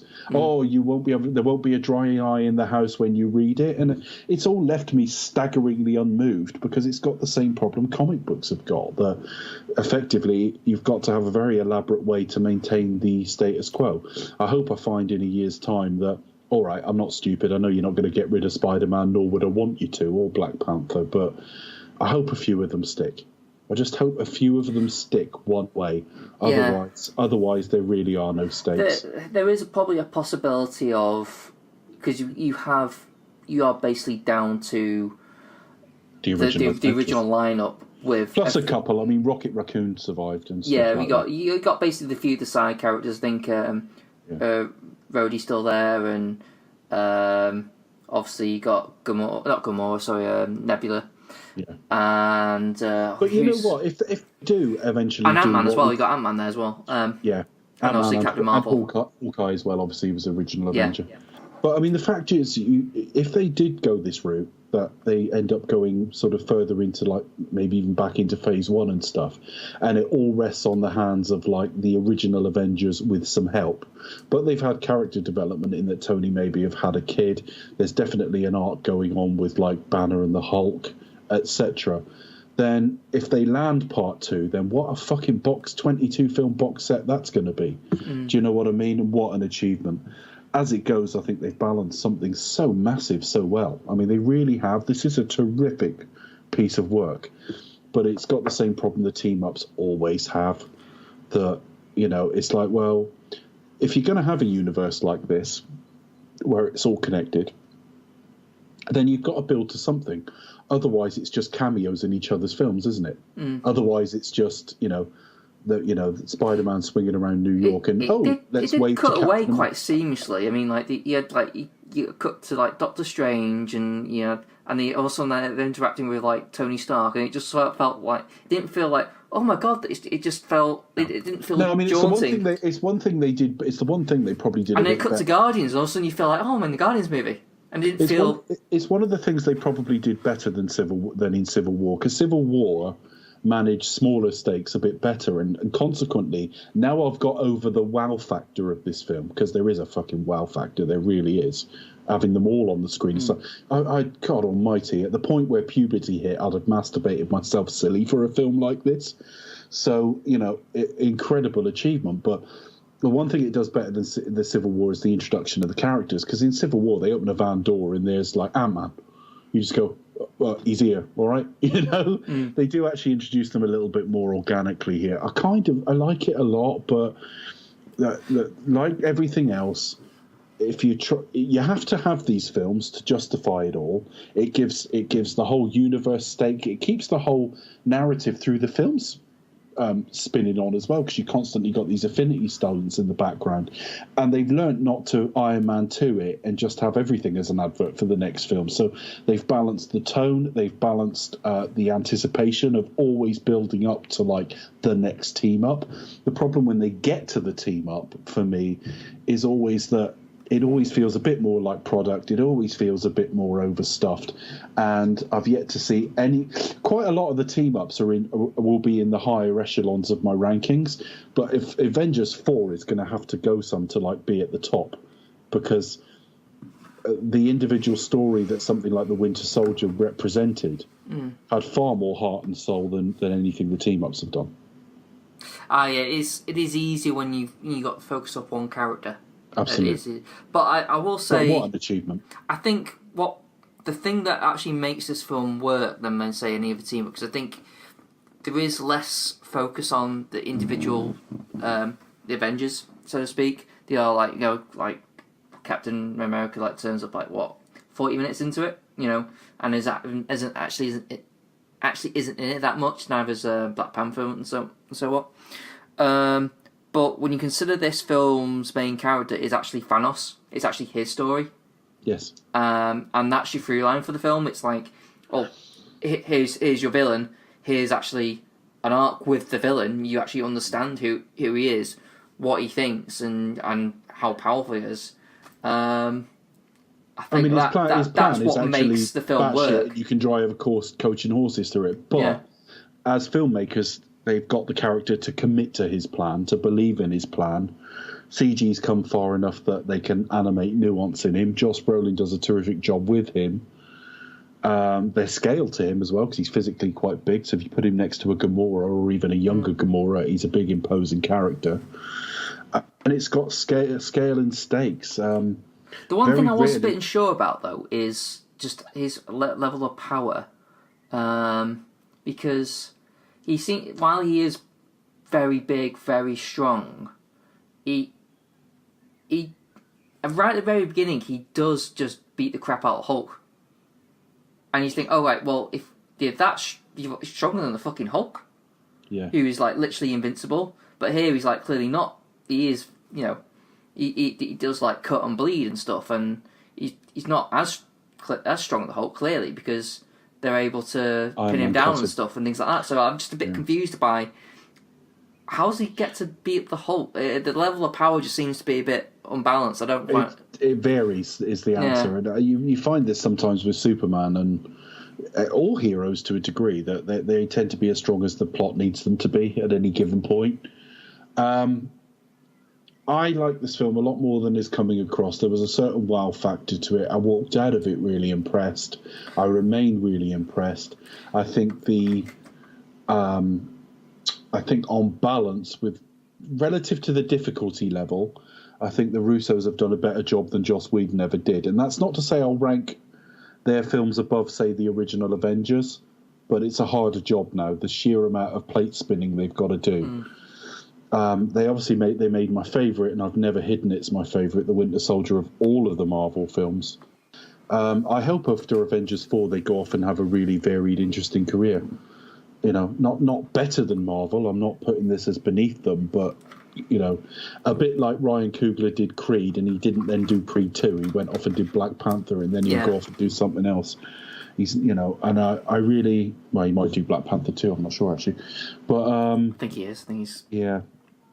But I'm impressed by what this represents, and I've seen the film twice, and I spotted 3 effects in the entire film that weren't absolutely 100% perfect, which is incredible for a film of this size and scale.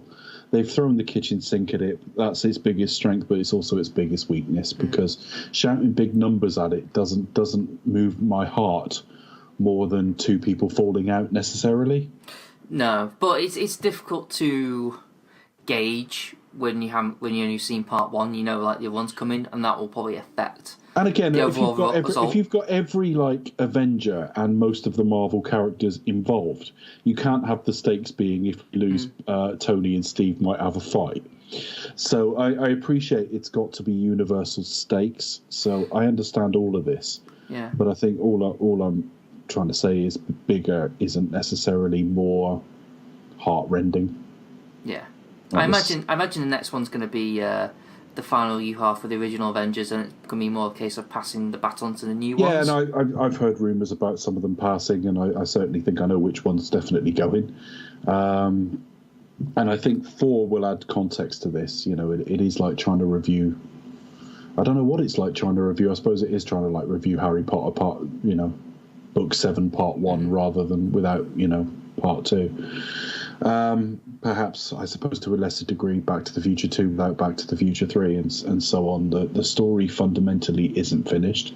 They're off to a really strong start, and they are learning with their villains. The last 2 films have had markedly stronger villains than Marvel has had by average through its run. Because, I think back to Civil War, which I might even think is a better film than this. I can't remember. But I can't remember what Daniel Brühl's plan was in that film at all. It was basically to cause shit up. Yeah, but I can't really remember. It was literally just to break up the Avengers. Right. That was like to cause the friction and things like that, and he didn't care if he died, and he ended up... But with a lot of villains through this series, I can barely remember either them or what they wanted. And where I can, I'm not that interested. I mean, Malachi, or whatever the fuck he was called, that Christopher Eccleston character for the Dark World, just Malekith. We're just shite, So Thanos, and it's appropriate they do it over 2 films as well. I think a lot of people would see it as cynical. Oh, trying to double dip. Well, no. Firstly, you got a lot of story to get through, but also if you're beating regular villains inside one film, then when the sort of granddaddy of them all comes along. The big guy with all the Infinity Stones, you wouldn't expect to defeat him in 2 hours, would you? No. And it wouldn't surprise me if there's a time jump next time, because, it would take years to think of or come up with something that will allow you to get back into it and finish him off. So I'd be really interested. I mean, I'm more excited for next year's than I was for this. Which I guess is kind of like the film's job in the first place. And that's the ultimate compliment to it, really, isn't it? Speaking of a nice gap between Marvel, Deadpool 2. Okay. Deadpool 2 plays all the right notes in the right order, and I didn't like it anywhere near as much. I went for an interview about, what was it now, about 2 years ago. A housing place in Plymouth. Not in Plymouth, it was in Cornwall. It's quite near to where I live now, actually. And I went in. I didn't get either job, but I got 2 interviews in 2 days for effectively the same role in 2 different teams at the same grade. And in both interviews, I was effectively asked the same questions, right? And it's really funny. I went in the first time and gave a brilliant interview. How I didn't get the job, I don't know. I gave a really great interview. The next day I went in and gave pretty much verbatim all the same answers, and it was shit. And it was like telling a joke but not knowing what's funny about it. So you don't know where to put the emphasis, and you don't know. I imagine stand-up comedians have the same thing. They're like they go out and kill it, and they go out and do exactly the same thing, and it just dies. Yeah, the ability to go out. People go, well, they just do the same material everywhere. Yeah, that's difficult. That's difficult to tell a joke and play bits that, like they're ad-libbed when they're not, and things like that. Because that does happen, that on one of the early nights of your tour, something genuinely happens by surprise. Yeah. Or you say something as an ad-lib, and then you end up saying it for the rest of the tour. But you got to make it feel fresh every time. And I just use that as an example because this is what Deadpool 2 was to me. It was kind of all the same sort of beats, and it was all the same kind of humour, and it was all the same kind of performances, and it was to a similar standard, I think, and I really fucking didn't like it. And I was a little bit worried about that going in, to be honest, because I'd watched the original Deadpool a second time, and I didn't think it was a worst film, but I just didn't like it the second time. I still think Deadpool's good. I just think it's got one viewing in it. So it's not like, oh, I've changed my mind, it's shit. It's just like, no, I shouldn't have watched that a second time. And I'm friends with someone on Facebook who's friends with Tony Black. who's watched it like 15 times theatrically. And I don't know how there is that life in Deadpool. It's not that good. It's not good enough for 15 times for me. But I really struggled with it. But my version of struggling with Deadpool isn't that bad because I laughed a few times. Yeah. I laughed a few times. There were some lame jokes in the opening credits, cinematography by Blind Al or whatever it was. That's not funny, but it had some funny jokes in it. It had some funny lines in it. Him on little sort of toddler legs with his little dick hanging down was funny. Doing the Basic Instinct thing, yeah. But I couldn't wait for it to finish. I do think it's about 15 minutes too long. I think overstated really as well. How long is it? It felt really long. I think it's just about 2 hours, I think, on the top of my head. I don't know if it's just over 2 hours, but it's about 2 hours. That's too long for a comedy. Yeah. It's 119 minutes, so yeah, 2 hours. I think its problem is, and God bless it for trying, but it tries to add a bit more depth and a bit more it's character got a theme. It's got a theme. It's got the theme of family. Yeah. But you also had the stuff with the girlfriend as well, because it felt, and all that was good. I kind of liked what it had to say. You don't give, but it did it well in the individual scenes, because the scenes with whatever she's called, Marina Baccarin, his girlfriend, actually, as cheesy and fucking Red Shoe Diaries as they were, with him in heaven with her, they were actually kind of moving. But then that's maybe because I've got lost loves and things like that, and none of them have died, but I could have done with maybe I can't remember. Because there's a bit of nostalgia in me for things I've lost. That sort of stuff talked to me. But you don't make Deadpool a deep fucking character. I think its main problem, what I found, was its rhythm was a bit off. With the first Deadpool, yes, it was kind of bound by its budget, and it can only do so much. But it was snappy. It was sharp. It felt fresh because it was sharp, and it just rattled along nicely and just did its stuff and got out. Here, it has enough action scenes, and it just felt it. I think from the first 20 minutes, I just felt no, something's not quite. It's like your rhythm's off. You need to be moving faster. That's exactly why I gave that interview example. I was doing all the right notes in the right order, but I must have been playing them at the wrong speed or playing the wrong keys too hard. And to go back to the for that, because I think the stand-up comedy analogy is like you feel the rumour differently. So sometimes you have, even if you did it exactly the same way, it plays different. You have to kind of adapt to whoever it is you're playing to. I just think this film works. Sorry, the character works on the big screen. I don't know the character from the comics. Although people have told me stuff, because I know some comic book fans. And when the first one came out, someone just sat with me for not by design. I was out somewhere with someone, and they started talking to me about Deadpool. And went, oh, he's like this in the comics, and he does this, and he knows he's in a comic, so he's totally self-aware, and started telling me about it. And the film we got was very representative of that, which in itself kind of surprises me, because Fox aren't generally very comic book faithful. But Exhibit A, X-Men. Yeah, exactly. they a comic book series that seems almost embarrassed about it being a comic book series, although that all stems from like 18 years ago when maybe it wasn't quite as cool as it is now. I don't know. Marvel have changed the world on that sort of thing, but I was really but the character, as I understand it from the film, works better the more one-dimensional you make him. But the problem is, if you make a character one-dimensional, how do you keep revisiting him? How do you keep adding new installments and doing anything particularly interesting with him? And it's immediately an advert for like an X-Force film anyway. And I just think I've had enough of Deadpool already.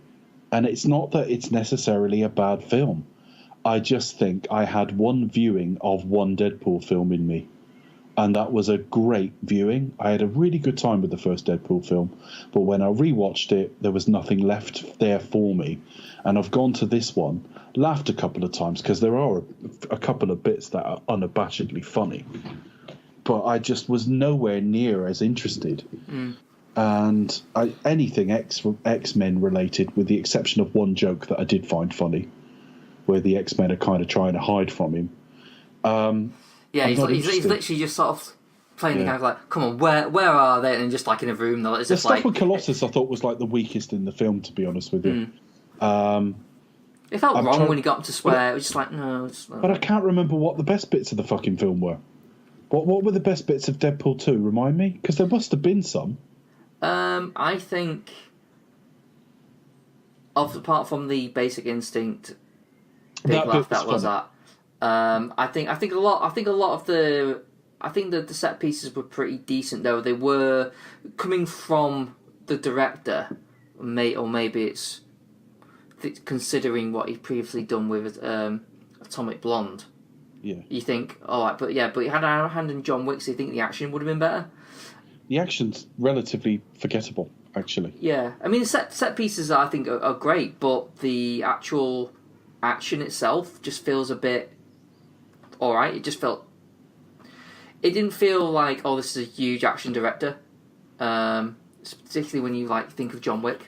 So no, it played much more like a comedy director, which I suppose is a good thing in some respects, in that maybe he's got that string to his bow as well. Maybe. I suppose them trying to land in a heavy wind was funny.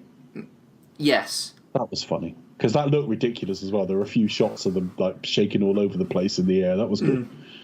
The whole X-Force thing. And I honestly think if you've not seen Deadpool, and anyone listening, and there'll be some of you who didn't get round to it for whatever reason, and someone says, let's go and see Deadpool 2, you can watch it without the first one, I think, and you'll probably have a much better time with it, because there's a degree of me and Chris just saying the joke's worn itself out relatively quickly. But on a first viewing, it's probably not far off the standard of the first one in terms of how funny it is. And the first one had its problems as well, because it had two set pieces, but in the middle of all that, you had that bit where he was held captive and basically given his powers, and that went on forever. It was really boring. But it was shorter, and it felt pacier. I think here what struck me, it just was the pace of it. It just felt, I think, particularly when you have the opening, and you think, okay, you just wait. You just killed another 2. That's about 2 minutes. We could have just not seen that. Started review on your montage of missions, and then had the thing with the girlfriend be a surprise, and then straight into the fake Bond credits. And I think it needed to be a bit more punchy. It needed kind of to know where to draw the line. I mean, the stuff where he's constantly dying just felt like, okay, you're dragging this out a bit too much, because I'm all quite aware, as you were saying, you're just waiting for it to end, because it just needed to be more punchier. It just needs to be tighter. It needs kind of okay, 2 hours is a long time for a comedy, and you need to kind of be aware of that. You need to sort of get in, do your stuff, and get out. So I think maybe 50 minutes shaved off, maybe an hour, 1 hour 45 would have been probably the perfect length for it. Quite possibly. I mean, some of the jokes are really high quality. Some of the jokes are funny. I think we're both saying to anyone listening, we laughed during this. It's worth a watch, and it might work better on a second watch. I don't know, but and it might work better if you haven't watched the first one. Strangely, not because it's inherently miles worse, but because, like I say, I don't understand the ability to watch this stuff 15 times. There's something inherent to Deadpool that once you go, that's cool, and that's about it. Yeah. I was wary of that beforehand. I had a feeling that it was going to do really well, but then after that, everyone's appetite is just going to go. Well, they'll broaden it out. They'll do X-Force next, and do one of the team.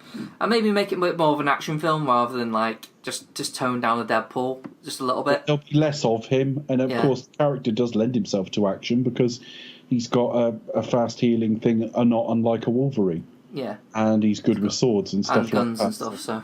Swords and guns. So there's more to be made in this universe if you want to. I don't particularly want it, but again, unlike some of the films we've talked about tonight where I sound more negative than I feel, my negativity here is how I feel, but I think there's lots of caveats there. The caveats are the film's quite funny still.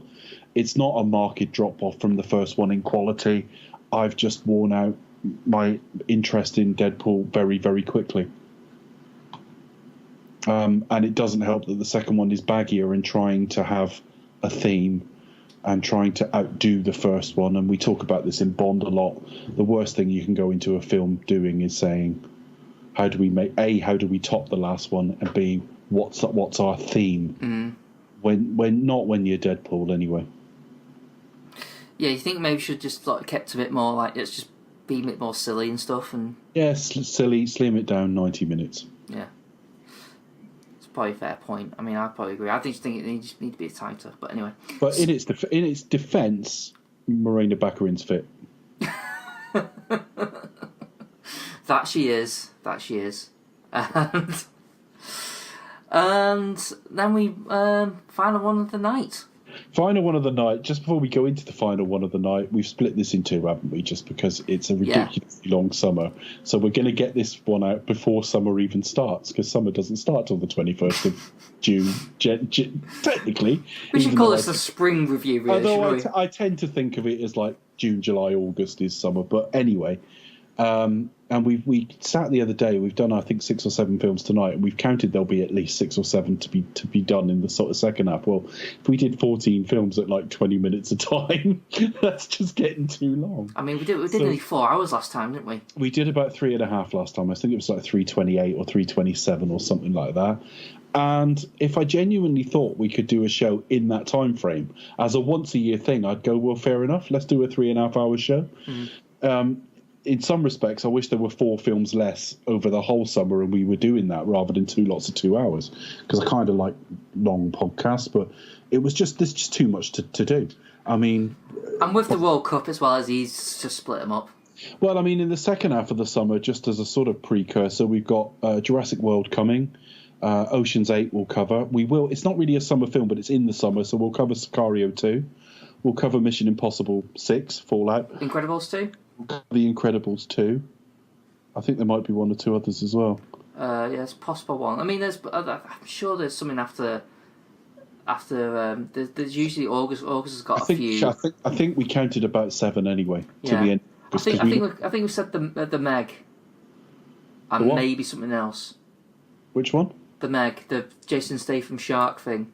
Oh, we said. I don't know if we said that, but we said Skyscraper. Oh yes. I think we should do that. Yeah. Yeah, so we'll do that. So here's like another 7 films without even thinking about it. So yeah, the second half of this will be coming, and it'll probably be a bit longer. But we'll finish today with. I almost wish we weren't, because I made the mistake of looking around social media today, and I am fucking sick of the Star Wars fan base. But Solo. So, just a quick question. During this film, did you at one point think of The Godfather 2? Which bit? The bit where he's like coming into wherever that bit he's coming to, like, and he has to ask like a name, and he's sort of like, ooh. Oh, you mean? Oh, right. So Vito Andolini from. It basically gives a backstory of why he's called Solo, which just seems to be the most pointless thing in the world. But I thought that was utterly fucking retarded, because Han Solo sounds like a Star Wars universe name anyway. Yeah. I don't think it was literally because he was on his own a lot. But it felt like it was. Look forward to my film, Dave's Sad Pathetic Loner, next year. It's that. But it's that thing with, like, I suppose it's part and parcel of making that origin story that you don't really need. It's giving everything the weight of lore and of, like, importance, like the dice, and like. Every move somebody makes, they have to have learnt from somewhere. Lucas was doing this during the prequels. You know, he said that one of the reasons Boba Fett knew that the Millennium Falcon was sort of waiting on the Star Destroyer was because he saw it done in Episode 2 on the back of an asteroid. That wasn't American... Oh. Life isn't that neat, you know? I prefer that idea of the fact that he's just got good instincts. You know, that just works so much better. He's like, yeah, not I saw it because before, he's a really good bounty hunter and he knows his shit. Yeah, I much prefer. Not everything needs explaining, and that gets the butt of the problem with Solo for me. It's quite an entertaining film. Actually, it's all right. And some of the complaints about it, I don't even get. I mean, I've heard cinematography complaints. The film's too dark, and you can't see enough facial detail and stuff. I've heard it's too brown. I don't really get that problem at all. I actually thought it was. It actually. I was looking out for it a second time because I think it was now playing. Say it. So I looked out for it a second time because I've seen it twice. Okay. And actually, it isn't massively unlike if you were wearing 3D glasses. It is a little darker, but all the details there. I mean, they were talking like everything was in silhouette. I didn't have that problem at all. And I know they don't mean literally, but even the problem they're kind of exaggerating, I didn't have that problem at all. Real mixed feelings about it. This isn't the Star Wars film I wanted. You know, I'm not sure how many I do want, to be honest with you. I certainly think Star Wars is evidence that whatever the quality of the films, different properties are suited to different pace. So as much as we might complain at 4 years between Bond films, we wouldn't, for example, want 3 in a year. Or, you know, and I think with the amount of films released these days, maybe we wouldn't even want 1 a year. Marvel are getting away with 2 or 3 films a year without any problem at all. Solo just felt, and it isn't for me anything to do with The Last Jedi, it was just, when Chris said a while back, aren't we all going to be Star Wars'd out? I was like, well, why would we be, Chris? If the films are different in different, you know, if it's only every other year for the saga stories and in between you've got these little different sort of vignettes and it's only 1 a year and Marvel are doing 2 or 3, I really couldn't see a problem. But actually, I wasn't ready for another Star Wars film when this came along. I wasn't that bothered. And I didn't want Solo because what I don't want, one of my big problems with Lucas was this continually making the world smaller all the time. Everything is based around the same handful of characters and the same, you know, Star Wars. It's meant to be a whole galaxy out there amongst the stars, you know, and there's so many different tales to tell. You kind of feel like, let's just call him something else and he could be a brand new character. They won't have to hang on. It has to be like Harrison Ford. Well, the problem with the prequel, and everyone wanted that other guy because he looked more like him, which is just the people who say that know nothing about acting. The last thing you want is an impression. But the problem with prequels, and we saw it in the 3 prequels, is Han's never in any danger because we know Han survives to take part in the original trilogy. With something like Rogue One, all we know is they got those Death Star plans out. And in fact, they did all die. When we had no idea who would live and who would survive. If you'd put your money on it, you would have thought virtually all of them would have survived, because that's the way sort of franchise filmmaking or big studio filmmaking tends to work. They don't tend to go the nihilistic route very often. But obviously with something like Solo, we know he's going to survive, and then it just becomes hitting these... You can't have too big a character arc, because Han's character arc is in the original trilogy. I guess he can have an arc, but what it'll be the reverse arc of but what why would you have an arc that ends up with him as a selfish bastard, particularly? Yeah. So he was fun and plucky before. Now we learn to know why he was always all about himself and stuff. Yeah. So it's very difficult to have a decent arc with him because we're awaiting the arc from things, the world being, or the universe being about more than just him, and his efforts being about something bigger than just himself. That arc is yet to come. So it then becomes hitting a load of touchstone things. Oh, he mentioned the Kessel Run. That's quite widely quoted dialogue, so let's see that. We saw those dice in The Last Jedi, and they were in the first film. Perhaps there can be some reason for that. Well, we got to have him meeting Chewbacca. And that's kind of a callback to the sort of Rancor Beast thing from the start of... I did actually like that bit, to be fair. I did like how they met. I thought, okay, that's quite a cool... Well, I think that's the point. All of those problems are my problems with it in theory. In theory, this is the worst thing you can be doing with a new universe. The little stories, either these sort of alternate year stories, give you an opportunity to flesh out a period we've never seen, or tell a little side story from Crawl that might be of interest to us. So Rogue One, whatever you think of the execution, was a perfect example of the type of film you should be making with this. In some respects, I don't mind an Obi-Wan film, even though that would have the same problem as this, because I'm quite interested. What did he do for 20 years? Do you know what I mean? But in principle, just these endless prequels, just because a character was cool or they did something. Are we going to get a Boba Fett film? No, I don't want a Boba Fett film. I don't want a Boba Fett film, unless it is... We already know too much about him. Unless it's just a mission. But even then, you've still got to see Under the Mask and see his motivations and something about his fucking father probably as well again. And yeah. I don't want any of that. Use it to either tell, it could be a trilogy of its own, but tell a Knights of the Old Republic story.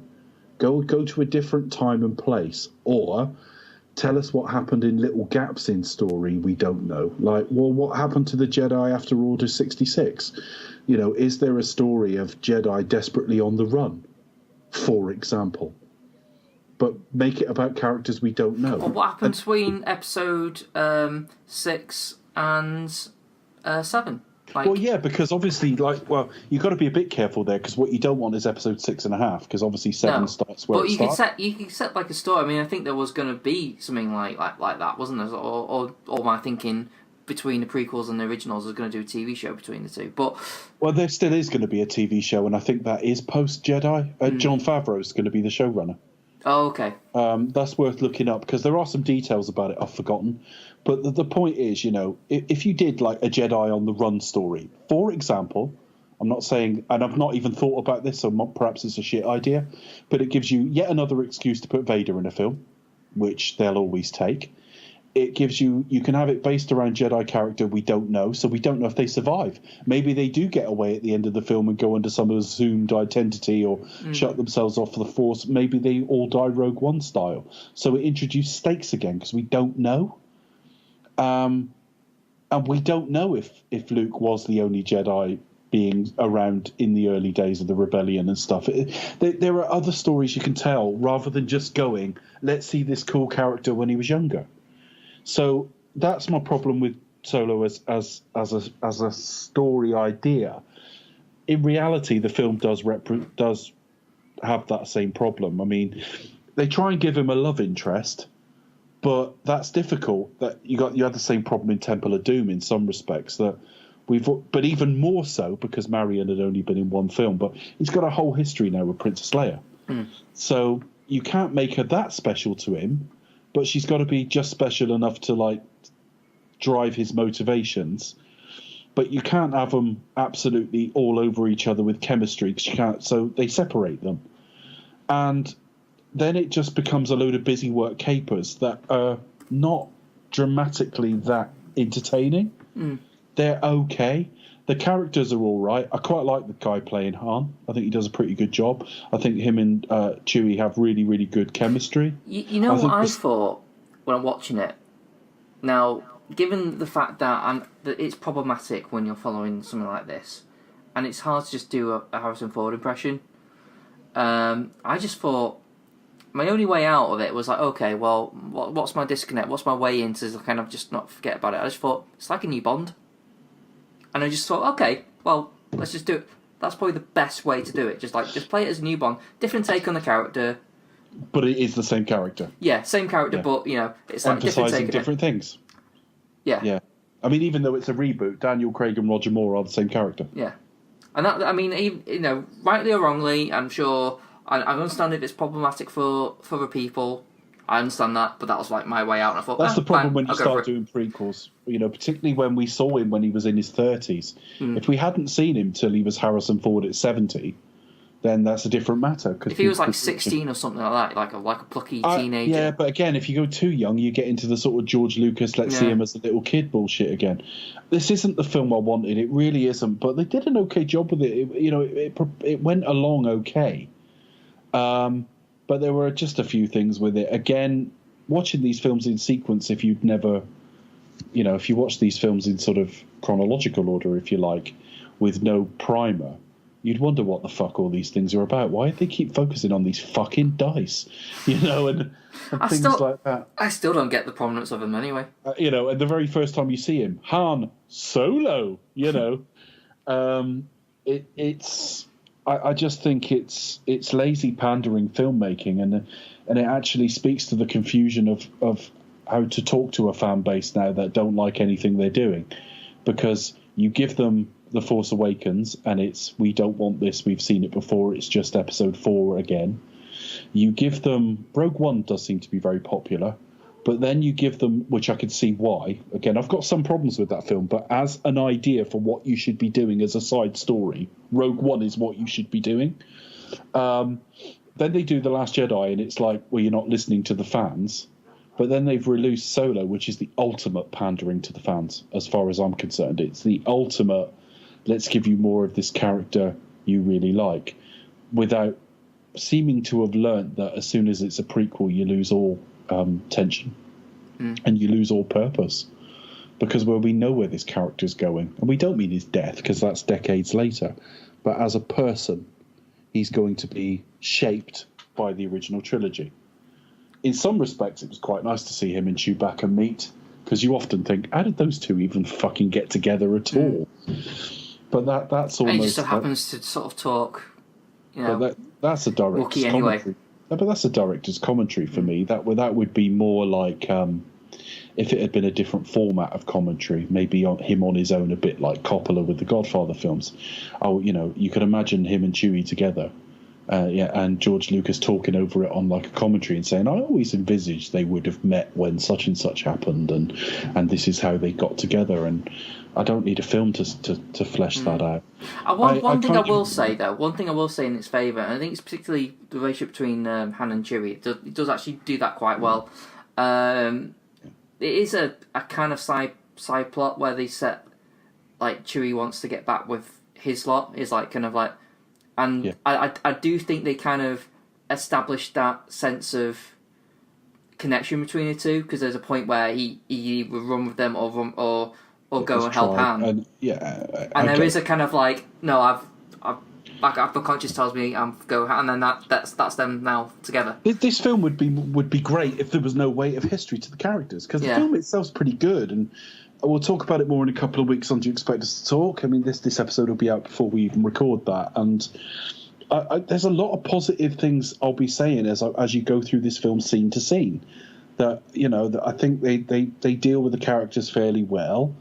I think the action doesn't thrill me, bizarrely. And I don't know if that's because it's a prequel or it just isn't that well shot. I don't know. That whole train thing just bored me. It went on forever.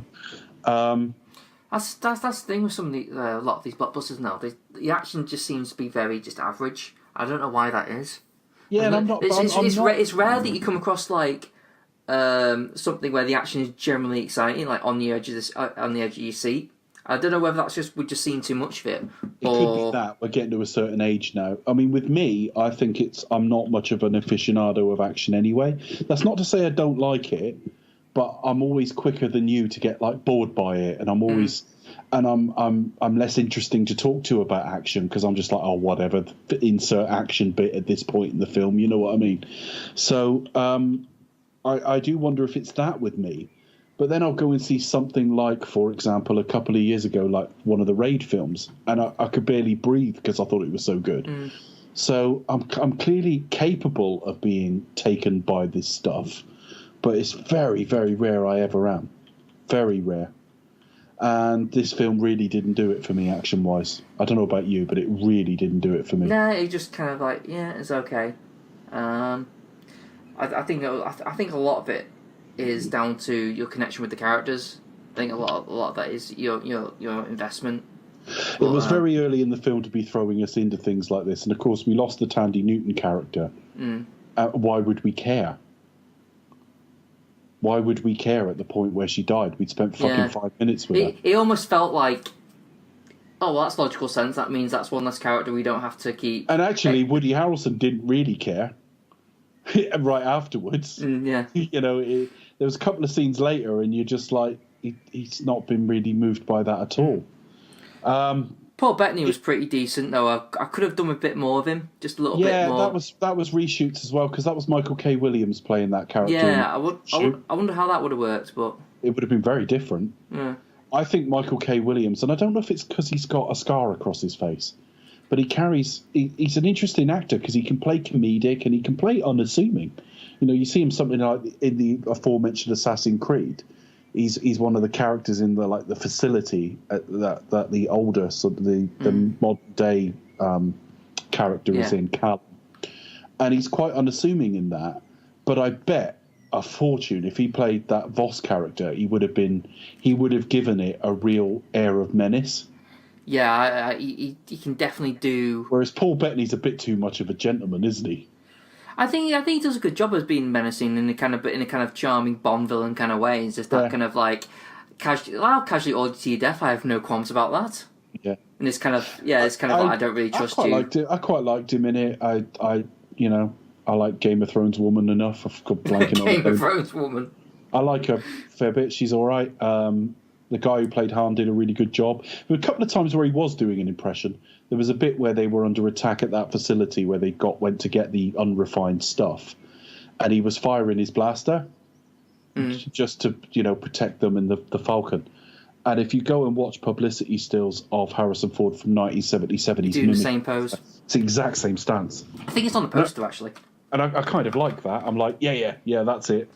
So he's good. I wouldn't mind seeing more of him. I doubt there'll be more of him because the film didn't do that well.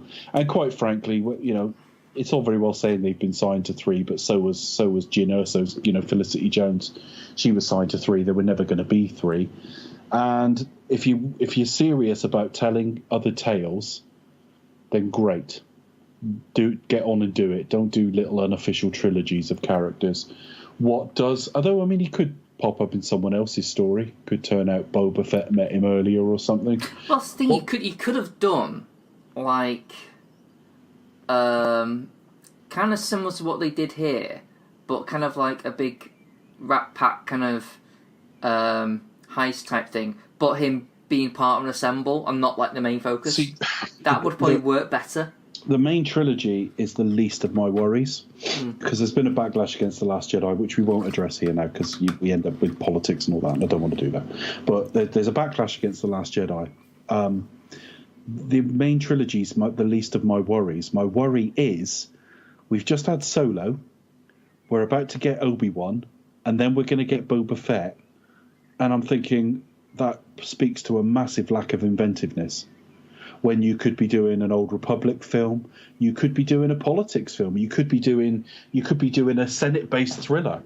You could be doing like an Air Force One, but of this universe. You could be doing an All the President's Men, but of this universe. You could be. It gives you an opportunity to occasionally fill in stories like Rogue One, but experiment with genre. Well, they have to a degree because there is one lightsaber in this film and it's really forced. Just in case you didn't know I'm Darth Literally. Maul, I'm going to pointlessly switch on my lightsaber for a split second. Just in case you didn't realise who I am. Just in case you weren't sure I was the same member of my race. And even then I wasn't entirely sure. I was like... Yeah. None of that made sense. But anyway, he was handed a list, apparently, of people it could be, Ron Howard. He was saying when it's revealed who Crimson, whatever he's called, is run by, it can be one of these people. Narratively, it could be one of these people. And he picked Darth Maul off the list. I wonder who else was on the list. I'll be interested to know. I might tweet him sometime and say, well, can you ever reveal who else was on that list? See if he tells us. Because you'll probably be faced with like, should have gone on that, that was better. That's the problem, isn't it? Because it kind of makes some sense if he survived, but the bit where he switched on his lightsaber, I was like, yeah, we're not fucking idiots. We know you're Darth Maul. I think what that means is it's one of the I can't remember, one of the animated programs is now canon or something. Yeah, he survived in like Rebels or something. Yeah. But the point I'm making is if you're filling in really interesting side stories like a Rogue One, that's fine. If you're experimenting with genre, I think that's fine. But if you're just giving us all the characters we love the early years, I don't fucking care. Unless you really have something to do that's different with it, Might there be an interesting Leia film on Alderaan? Possibly, because she's adopted and grows up royalty. You know, so maybe. But so Solo isn't the film I wanted, but it's not bad. For all that, it's not bad at all. It's not disaster, and I say it was something that could have. There ain't an awful lot wrong with it, except those silly nods we pointed out. You know, like Solo. I mean, it could have worked better as a comedy. I know I've said this before, and I'm not sure you're quite convinced there should be a comedy. But you can kind of see maybe why they made some of the casting decisions, and it kind of go in that way. Dry. I'll keep my powder dry on that one. Donald Glover's obviously perfect for comedy. And I think he'd be my big shout out because he really did evoke Billy D without impersonating Billy D. So yeah, it's a good little. Really, with the Han type film, it's either I would have liked a bit more of a caper, really, than it kind of is. It's a bit disjointed. There's an element of caper in it that we've got to go there and steal this, but that's only a really small part of the film. But after everything it went through, what a miracle this came out the way it did. And kudos to Ron Howard. He may not be. He's a bit of an underappreciated filmmaker for everything. I know he's won awards and God knows what else, but you often hear him described as a safe pair of hands. And to come in and save this only adds to that, really. Nice, dependable Ron Howard. But, he came in at virtually no notice and reshot the whole fucking thing, more or less. And he's done a pretty good job. And Alden Ehrenreich could have been ruined by this, not only following Harrison Ford, but also all those rumours about acting lessons and all that. Apparently, that was more about getting the character than it was about the quality. I always thought it was that more than anything. Because bear in mind, though, if they've reshot everything, they've reshot most of his stuff as well, and he had a second chance at doing it, but he took it. I think he's pretty good, and I'd like to see him in some more stuff. He does intrigue me what the guy could do. Never once do I think he's Harrison Ford, but if you try and forget that and take the Chris attitude of what's the essence of the character, in terms of, which is what you're doing with Bond, they all accentuate different things, but they've all got a few similarities. Then this is Han Solo, and it was perfectly fine. Yeah. So there you are. So that's part one of our summer review. So that'll be out for end of the first week, beginning of the second week of June, because it won't take very long to edit that one. No. And also Chris doesn't wildly edit heavily anyway. The second one will probably be out end of the first week of September, probably. Possibly, yeah. We'll see. We'll see how it goes. We always record very early in September because that's when we sort of guillotine the summer. And I hope it's a good one because I always like watching movies, and I'm looking forward to Mission Impossible, particularly. I think Mission Impossible is probably the one I'm most interested in what's coming. I mean, there's little curios like Ocean's 11 slightly retooled. We'll see. Sicario 2 I'm interested in, but I didn't love the first one as much as a lot of people. Yeah. I think Mission Impossible is the one that I'm walking into expecting it to be an absolute home run. I don't expect them to fuck that up. I think I know what I'm going to get. Mm-hmm. And I think things like Skyscraper will either be a surprise, well, that was a load of fun, or it'll be Pacific Rim Part 2. Pacific Rim Uprising Part 2. We'll see. Yeah, Skyscraper... I mean, The Rock is pretty much a home run, really. I mean, after doing... I think it's the same guy who did San Andreas as well, if I'm not mistaken.